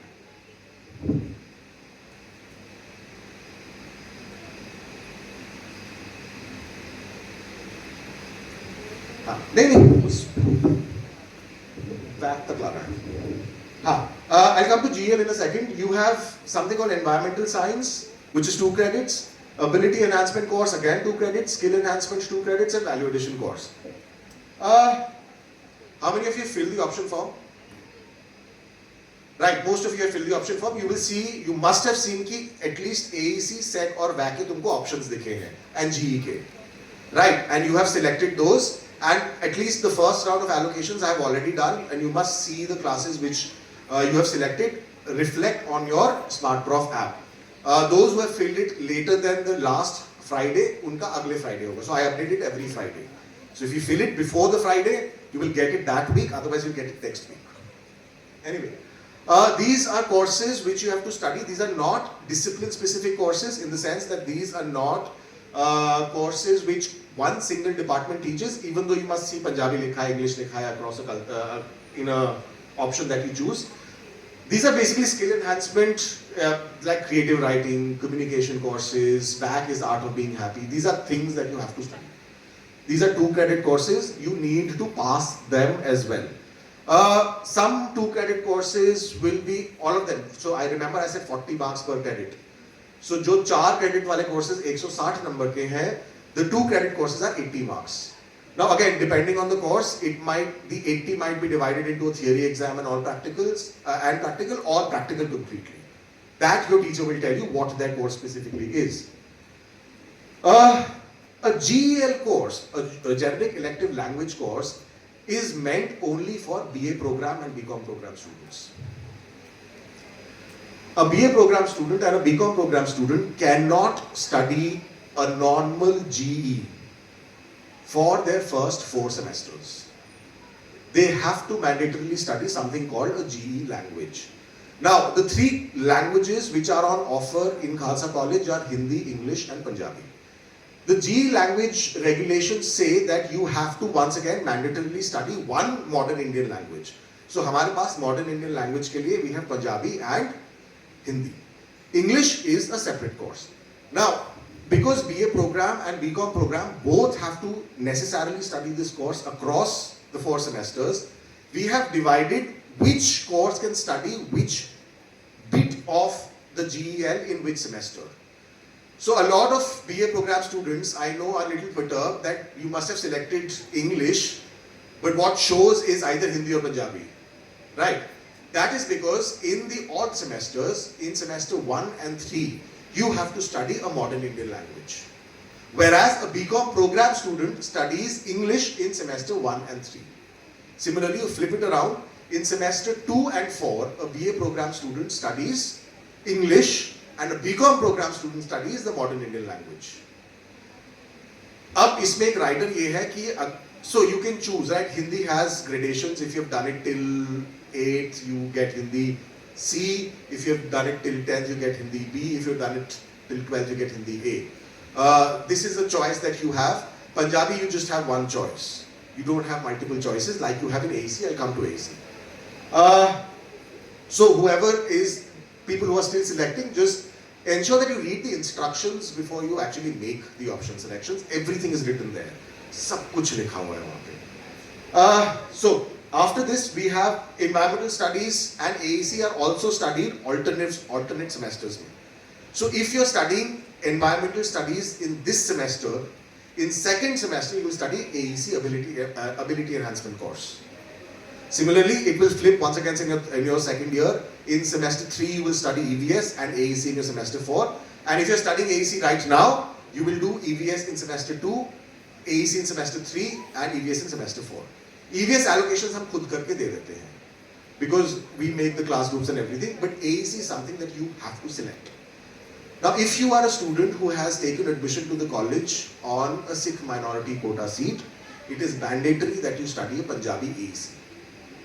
इसमें पंजाबी और हिंदी ही है, English है ही नहीं.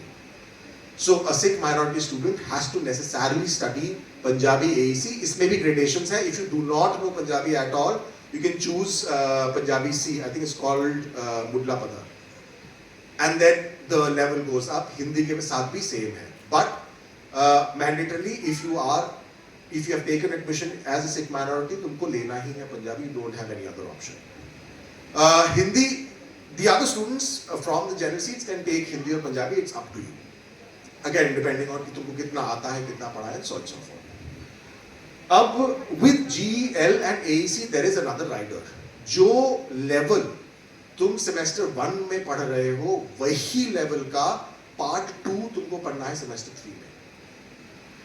और जो level तुम semester 2 में पढ़ रहे हो, वही level का part 2 पढ़ना है तुमको semester 4 में. When अभी तो तुमको options दिख रहे हैं. Next time when you actually have to select, you will see only one option. You will see only the course which corresponds to the AEC or GEL course that you have studied in this semester. वो तुमको और कुछ दिखेगा ही नहीं. Clear? So these were the type of courses which you have to study. Now, the discipline-specific core courses that you have to study for BA Honours, BSc Honours and BCom Honours, these are the compulsory courses which your department offers. For physical sciences, it is maths, chemistry and maths, physics and chemistry for one section, and maths, physics and computer science for another section. Life sciences, it's botany, chemistry and zoology. For humanities and social sciences, it's not called BA program anymore, it's called BA in humanities and social sciences. You have to study the one major from your combination. So eco history अगर combination है, either eco या history से तुमको एक major का paper पढ़ना है, and one non-major each from either of those disciplines. So eco history में एक eco का non-major, एक history का non-major, और एक eco या history से major. So when you make your optional selections, you will see कि it asks you for a core course in the beginning of the option form. Whoever the BA program students are, you have to select either or. And finally, BCom program is once again the compulsory courses जो तुम्हारे commerce courses ने दिया है. Next. Again, electives may you have similar logic, but electives, unlike a GEL course or a GE course, are electives which are offered by your department. So in BA Honours, BSc Honours, BCom Honours and BCom program, these are courses which your department offers, and you will see a list. For physical sciences, जो elective तुमको लेना है, it can only be from the subjects that you're studying. Unlike a GE, जो तुम नहीं ले सकते हो. BSc में तुम वही ले सकते हो जो तुमको पढ़ाया जा रहा है. So if your combination is physics, maths and chemistry, you can study an elective from either physics or maths or chemistry, not from computer science, not from English and so on and so forth. वो तुम्हारे core courses से ही आएगा कि तुम्हारा elective क्या होगा. Similarly, life sciences students will have to study either botany or chemistry or zoology. ठीक, next. GE I have explained, you cannot study. Now, this is specifically, and this goes only for honor students. In your degree, you can get something called a minor degree, right? Again, this is only for honor student. BA program, BSc program के लिए और BCom program के लिए, नहीं, BSc program and BA program के लिए system अलग है. For an honor student and a BCom program students, if you study the same GE for 7 semesters, and कितने क्रेडिट हैं? 4 क्रेडिट हैं, so 28 credits. अगर तुम्हारे GE के होंगे, तुमको उस सब्जेक्ट का माइनर डिग्री मिलेगा. Again, only for BCom program and BA honors, not for BA program and BSc program. उनका अलग सिस्टम है. So 7 GE courses of the same subject, तो so which means you have to do the 4th year as well. Of the 8 semesters, if you study 7 GE courses, you get that minor degree. Next. GL I have explained, I don't want to go over it again. So,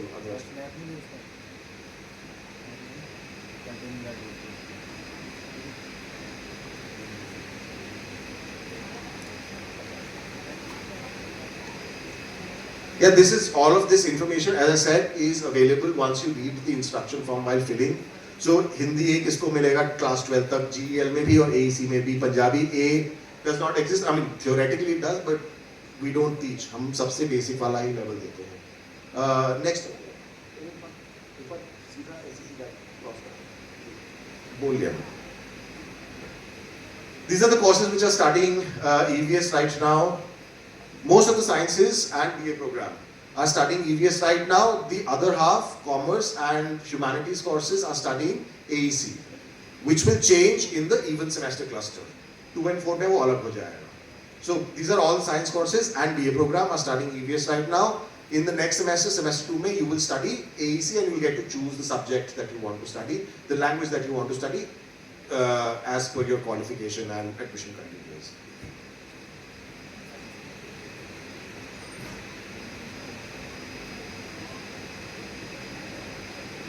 I think सीधा उसी में आ जाए तेरे वाले. So these are the types of courses that you have to study. Now, just because I've said that these are the types of courses that you have to study does not mean that every semester has these courses on offer. Her semester में हर program course के लिए मतलब either for honors or क्या कहते हैं either for honors or for BA program, BSc program, the systems are different. I'll call on Rupali to explain कि तुमको एक semester में क्या क्या करना है so that you get a clear idea. But before that, we have something called cluster of colleges. We are part of something called the North Campus Cluster. If you want to study something which we are not offering, we will send you to another college. All A's, and this is primarily for SEC, AEC and VAC. SEC, VAC and AEC के लिए हम cluster में भेजते हैं लोगों को. If you want to study something that we are not offering, which means we can send you to Ramjas, we can send you to Hansraj and things like that. Keeping in mind that the timetable is made in such a manner that none of your other classes are disturbed. So जहाँ पे हमारे college पे AEC चल रहा होगा, हर college में cluster में उसी टाइम पे AEC चल रहा है, SEC चल रहा है, VAC चल रहा है. So that timetable is linked between colleges as well. So we can send you outside, but if you want to choose some course that we're not offering and you want to go to a cluster, you need to come and contact us. Now, just before.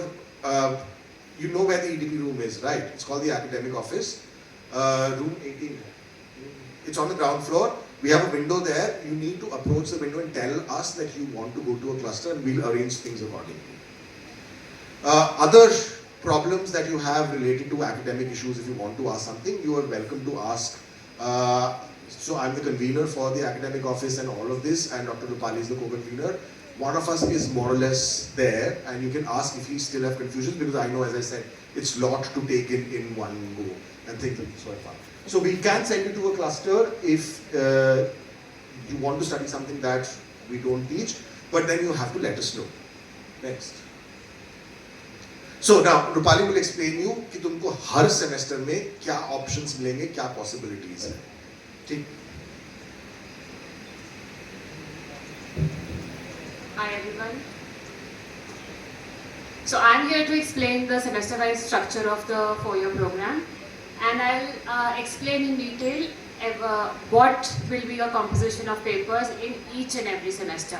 And as Ritik has said earlier, that you have to remember that your degree is made up of 22 credits per semester, which means that you will get, after the end of the year, if you pass all the subjects, you'll get 44 credits. So each semester will comprise of 22 credits, and the number of papers will be will change depending on the semester you are in.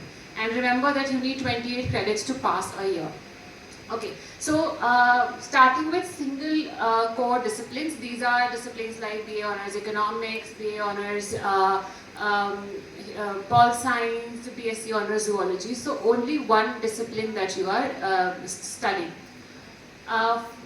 The structure is different for different types of programs. So all single core programs will follow, whether it is BSc Zoology or whether it is BA Honours Economics, it will follow the same kind of structure. So Ritvik has already explained the DSCs. DSC is discipline specific course, so it's a paper of your own discipline, and it's a core paper, which means it's a compulsory paper. You have to study them.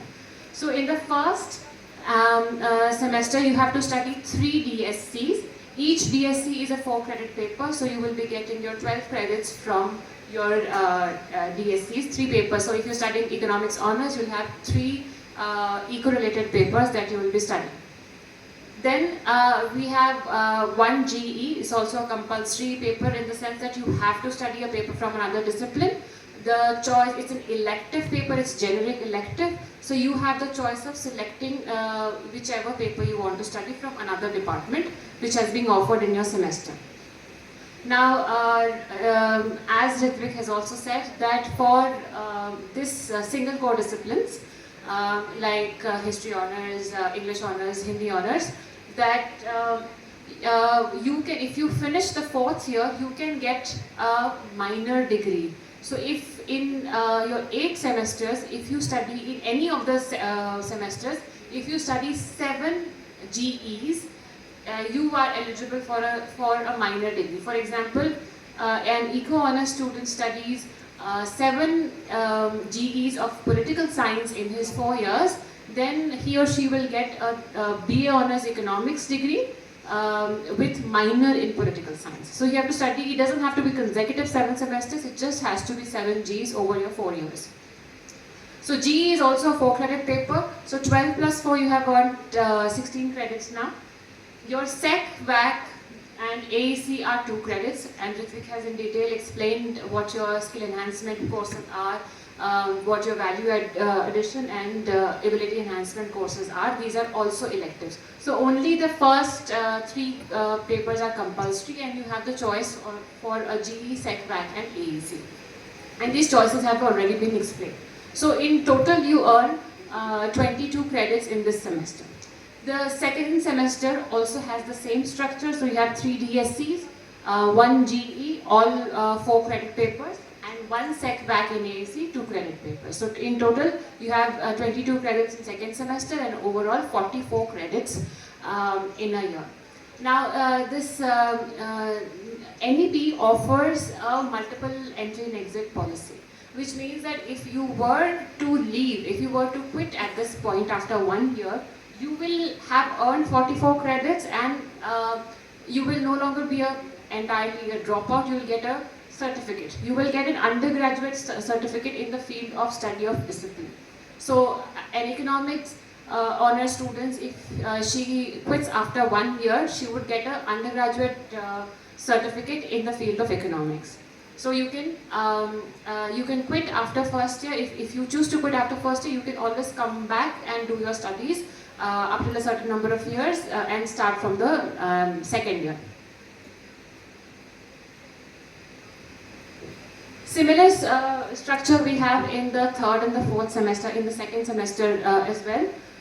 We have in the third year, in the third semester we have 3 DSCs, again discipline specific course, which are compulsory papers of your discipline.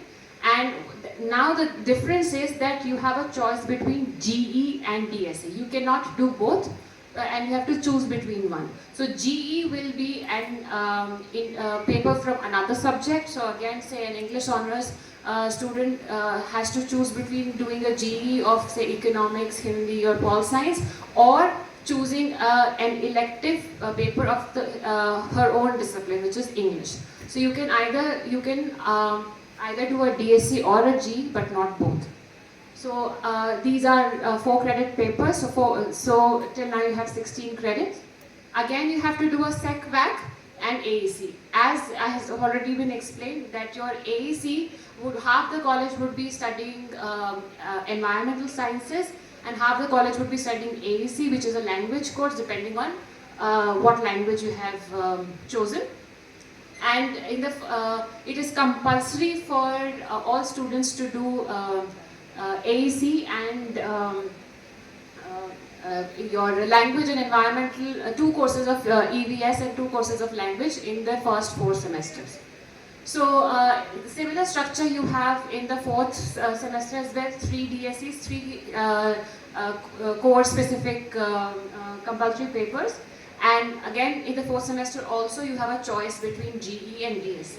Now you have to be mindful that since you are, this is your major discipline, you might be interested in the elective paper that has been offered.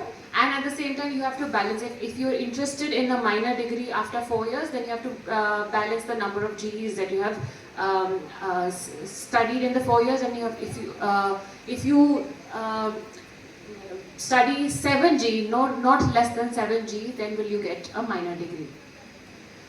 In the 4th semester also you have 1 SEC course, 1 VAC and 1 AEC. All of these amount to 22 credits per semester, again 44 credits. If you have finished the 2 years, you would have now earned 88 credits, so 44 credits in the first year, 44 credits in the second year. Exiting at this point would get you an undergraduate diploma in the field of study. So an undergraduate diploma in the field of say English, if you were an English honors student and exited after 2 years. Next.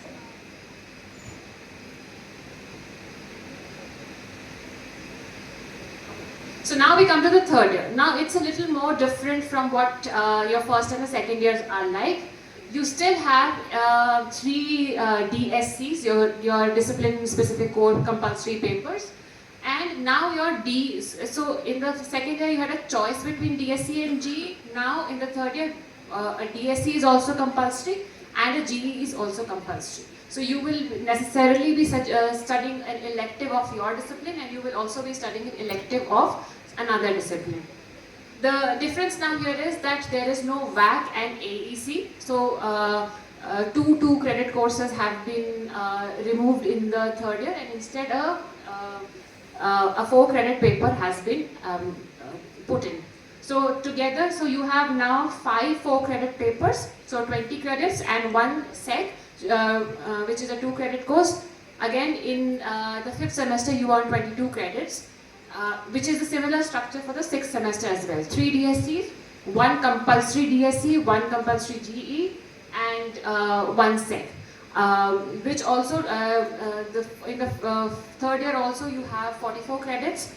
If you were to quit, if you were to exit the program at this point, you would have earned an undergraduate honors degree. So if you were a history honors person, you would have got BA honors in history at this point.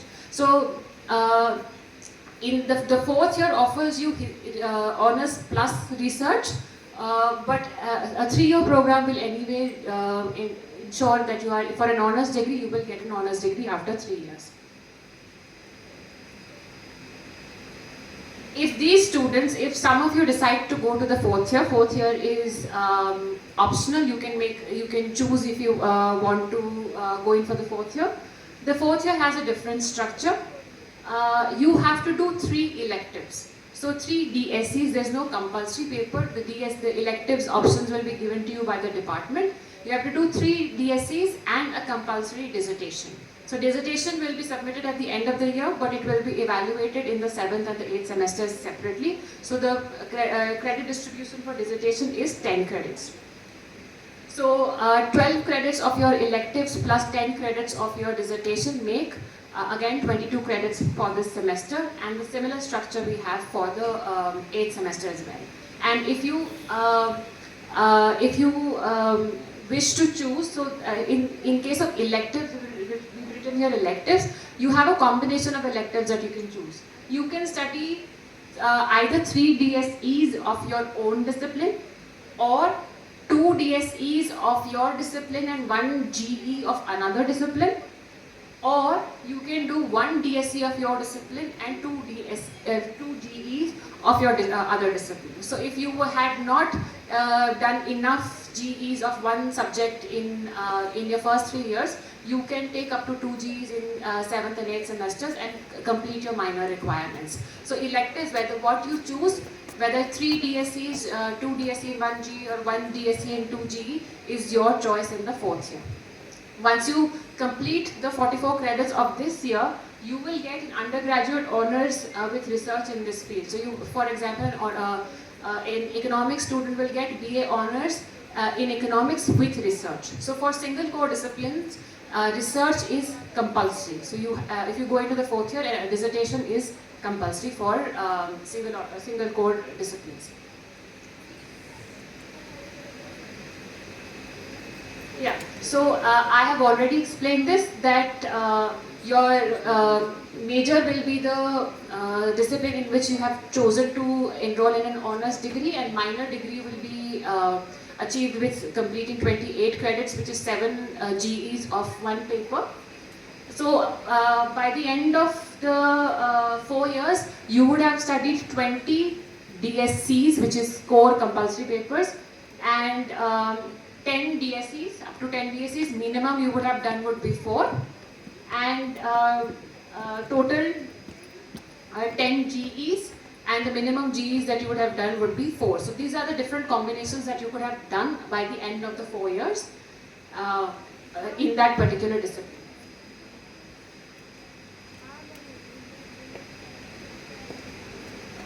Now we come to 3 core disciplines. So this would be BSc Life Sciences and BSc Physical Sciences. So BSc Life Sciences has 3 cores. It has botany, chemistry and zoology. BSc Physical Science has 3 cores. You could have either a combination of physics, maths and chemistry, or physics, maths and computer science. So they have to compulsory study 3 DSCs of can everyone please settle down? This is being explained at length for your own benefit. So please just quickly settle down so that we can move with this very fast. So 3 DSCs have been are compulsory, and you will study 1 DSC of your different course. So a BSc Life Sciences student will study a DSC of zoology, 1 DSC of chemistry, 1 DSC of botany. 1 GE is compulsory. You have to compulsorily take 1 elective of another discipline, and 1 SEC, 1 VAC and 1 AEC is compulsory. Together they amount to 22 credits in the first semester. Similarly in the second semester, 3 DSCs. So for a physical science students with chemistry, you would have to do 1 DSC of physics, 1 DSC of maths, 1 DSC of chemistry, then take a GE.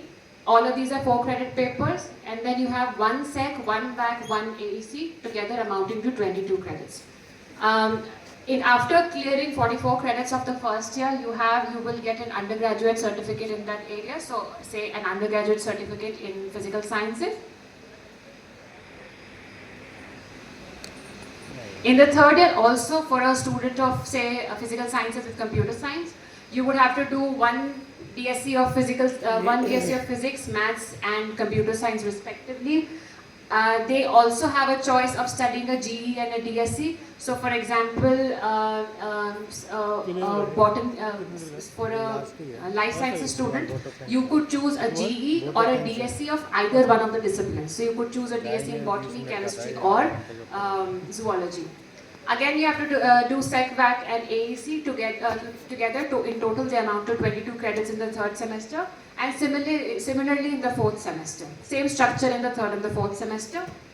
And at the end of the 2 years, if you were to exit, you would have got an undergraduate diploma in say life sciences or physical sciences.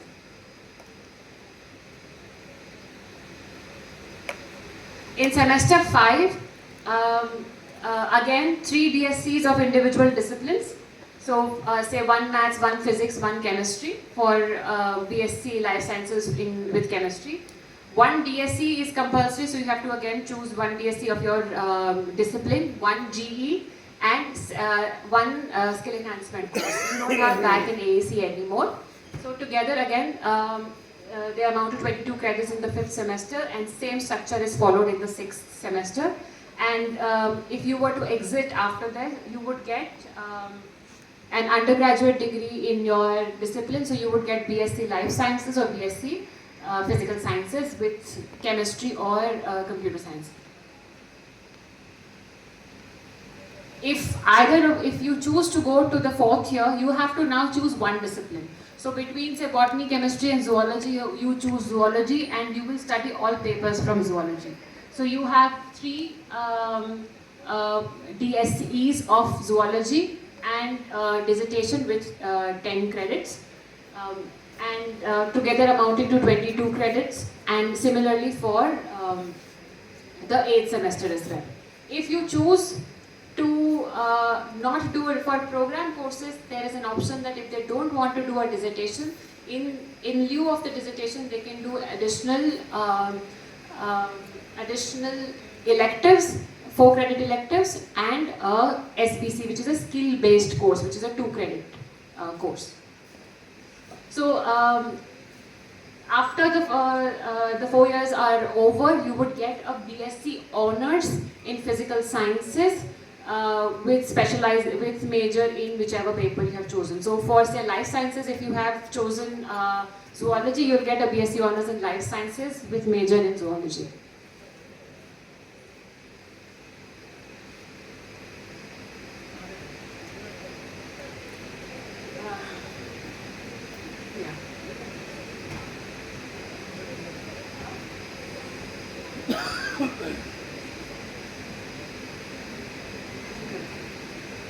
Now, this is So now we are here for two core disciplines. So this is your BA program courses. So we have a BA program in combination between economics, history, political science and maths. So we have various combinations in this college. So suppose you have a BA program student with a combination of economics and political science. You have to do 3 DSCs. So in political science there are your DSC, the compulsory courses of 2 types, non-major and major. So you have to study one paper compulsorily from economics, one paper compulsorily from political science, and the third compulsory paper is your choice. You can study from either economics or political science. So major papers are basically trying to say that you're trying to specialize in that field. So after doing the 3 DSCs, you have 1 GEL, as already explained, that you have to, in the first 2 years, it's compulsory for you to study a language as a GE, and only in the 5th semester onwards will you be doing GEs of a different subject. Then you have SEC, BAC and AEC of 2 credits each, total credits in the semester amounting to 22, and same structure in the 2nd semester also. If you were to, after completing 44 credits, you would get an undergraduate certificate in Bachelor's of Humanities and Sciences. In semester 3 also, you will study for an economics and political science combination. You will study one DSC of economics, one DSC of political science, and again you have to choose another DSC between economics and political science. So this is called your major DSC, and whatever choice you make in the 3rd semester sticks with you. So if you choose to major in say political science, so from 3rd semester onwards you will only have to choose political science as your major paper. You cannot switch. You can only switch in the 1st and the 2nd semester, and the 3rd semester onwards the choice is made by you. Again, you have SEC, BAC, AEC in the 3rd semester as well, and together the credits amount to 22 in this semester, and same structure is followed in the 4th semester as well.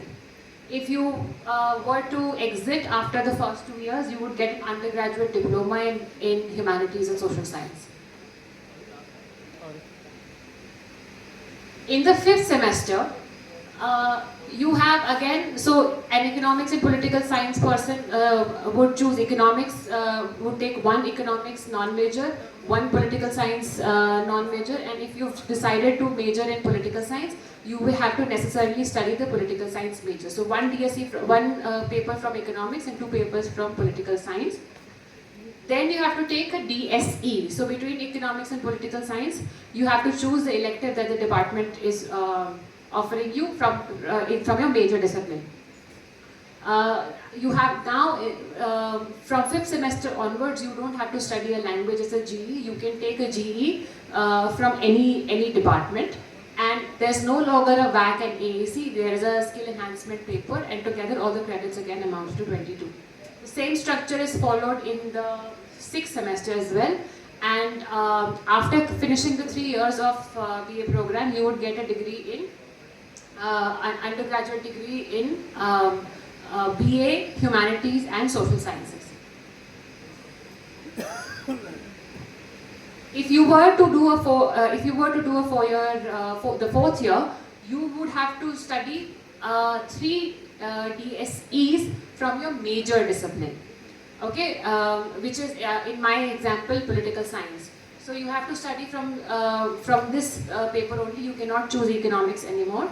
And the dissertation is of 10 credits. If you decide to choose to not do dissertation, so not doing dissertation is an option only for program courses. In lieu of the dissertation, you have to do 2 discipline-specific courses plus a skill-based course, which is of 2 credits. So in total, 2 discipline-specific courses of 4 credits each, 8 credits, and an SBC of 2 credits will amount to 10 credits of the dissertation. If you finish the 4th year, you would get a BA Honors Humanities in Humanities and Social Sciences with major in political science and minor in economics. Please be mindful, you will not get a degree of BA Honours Political Science if you do the 4th year in Political Science. You also have this option of choosing the combination of your electives, 3 DSE or 2 DSE plus 1 G or 1 G plus 1 DSE plus 2 G. But you have to keep in mind, to make an honours degree, you have to meet certain amount of credits. Certain amount of credits have been done, so you have to you require 80 credits to be met from your DSE and DSE.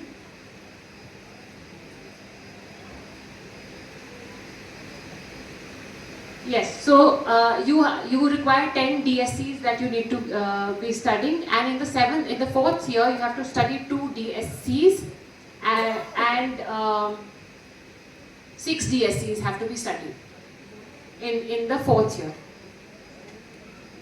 So if you earn the credits, you can go through the UGCF flow chart.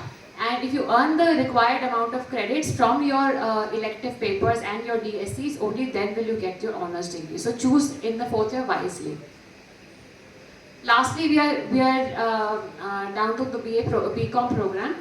BCom program has to study 3 compulsory papers from commerce, 1 language GE, 1 SEC, 1 VAC, and 1 AEC. So the total credits again in the semester would be 22, and the same structure would be followed in the second semester as well. Exiting at this point would give you undergraduate certificate in commerce studies. In the 3rd semester, again you would have to do 3 compulsory courses from commerce, 1 GE language, 1 SEC, VAC, and AEC. In the 3rd and the 4th semester, the same structure remains, and quitting after the 2nd year would give you undergraduate diploma in commerce studies.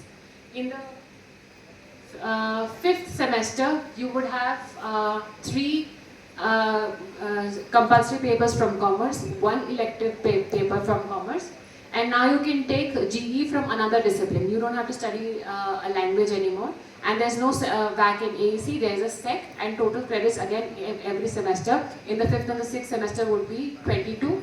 And after completing 44 credits of the 3rd year, you would get an undergraduate degree in BCom program. So it will be Bachelor in Commerce Studies. If you were to do a 4th year, you would have again selection between 3 electives, whether 3 DSE, 2 DSE 1 G or 1 DSE 2 Gs, and again a dissertation. Now as a BCom program student, you have the option of not doing dissertation of 10 credits. Instead you can do 2 more papers from your discipline plus SBC, which is of which is 2 credit course. And then if you finish after the 4th year, you would get a undergraduate honours degrees in commerce studies.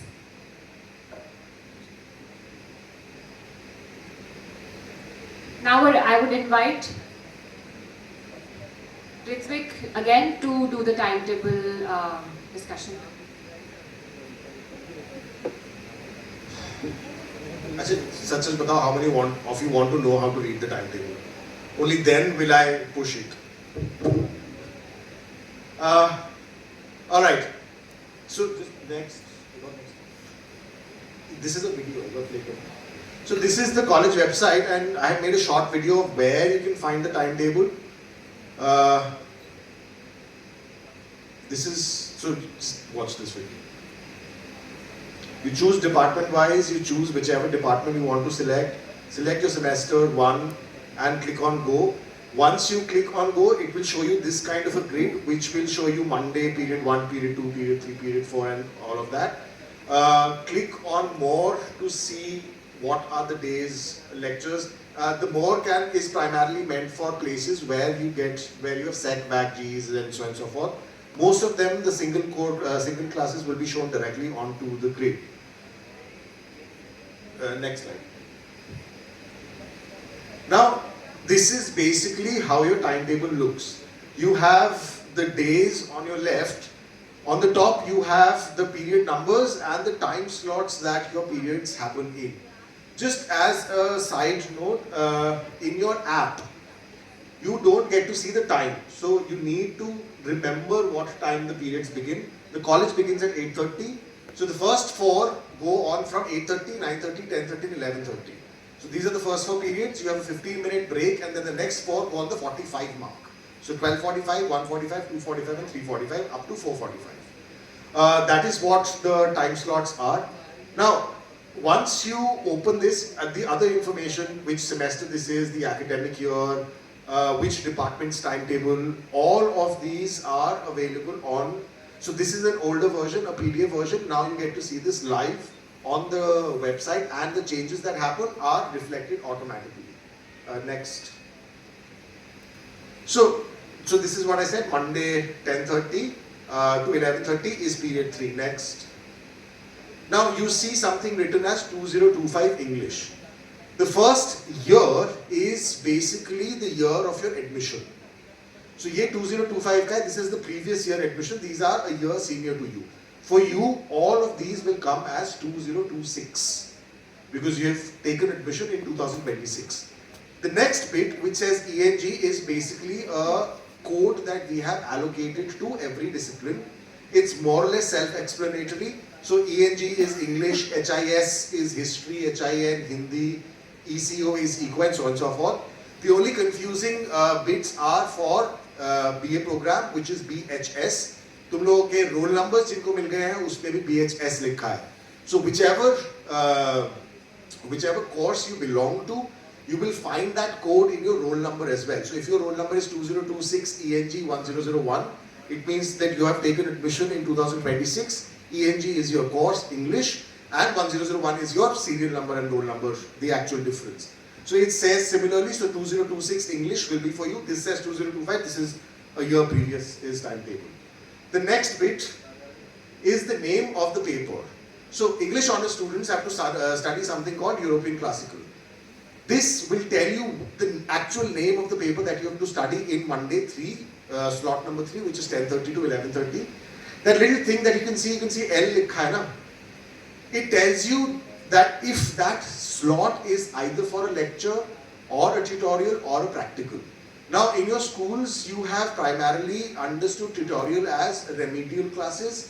Here it is not the case. Your tutorials, if allocated, actually have a lot of marks.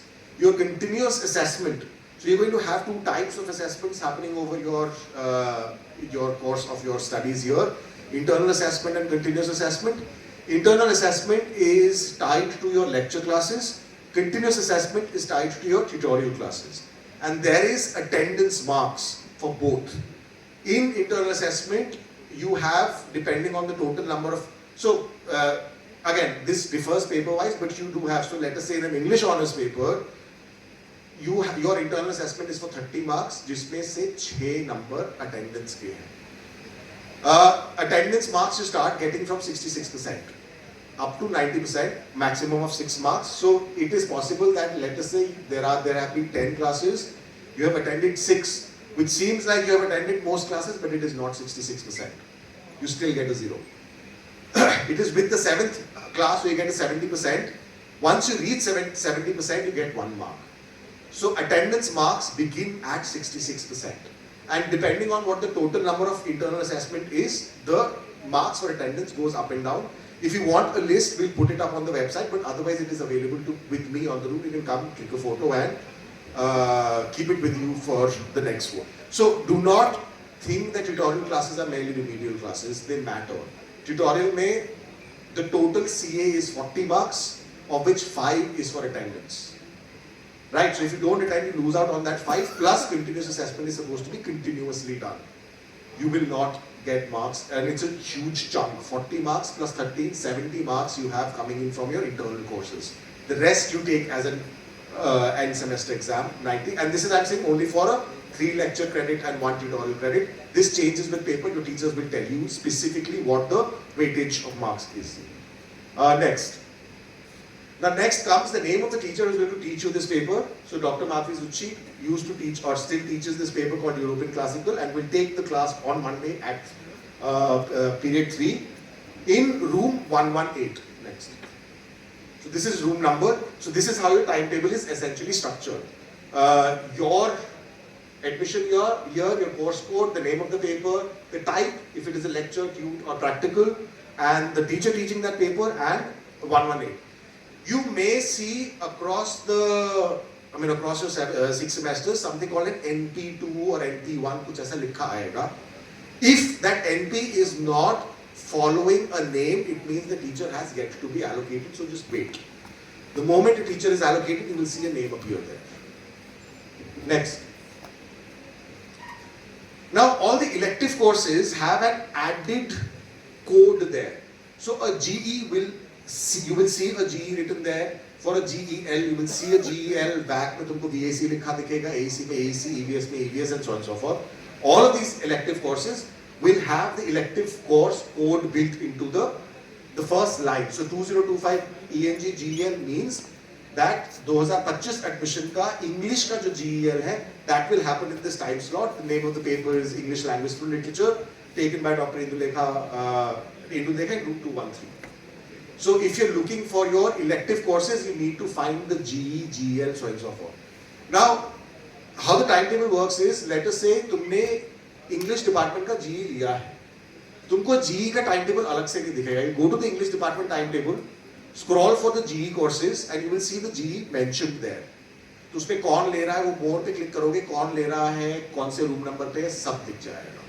But you have to go to the English department courses because you have taken an English department subject. Same with SEC, same with BAC. Every time you select, bracket में तुमको दिखेगा कि किस department की website पे, किस department के timetable में जाके तुमको ये देखना है कि SEC है, BAC है, and so on and so forth. Next. चलो चलते रहो. Next.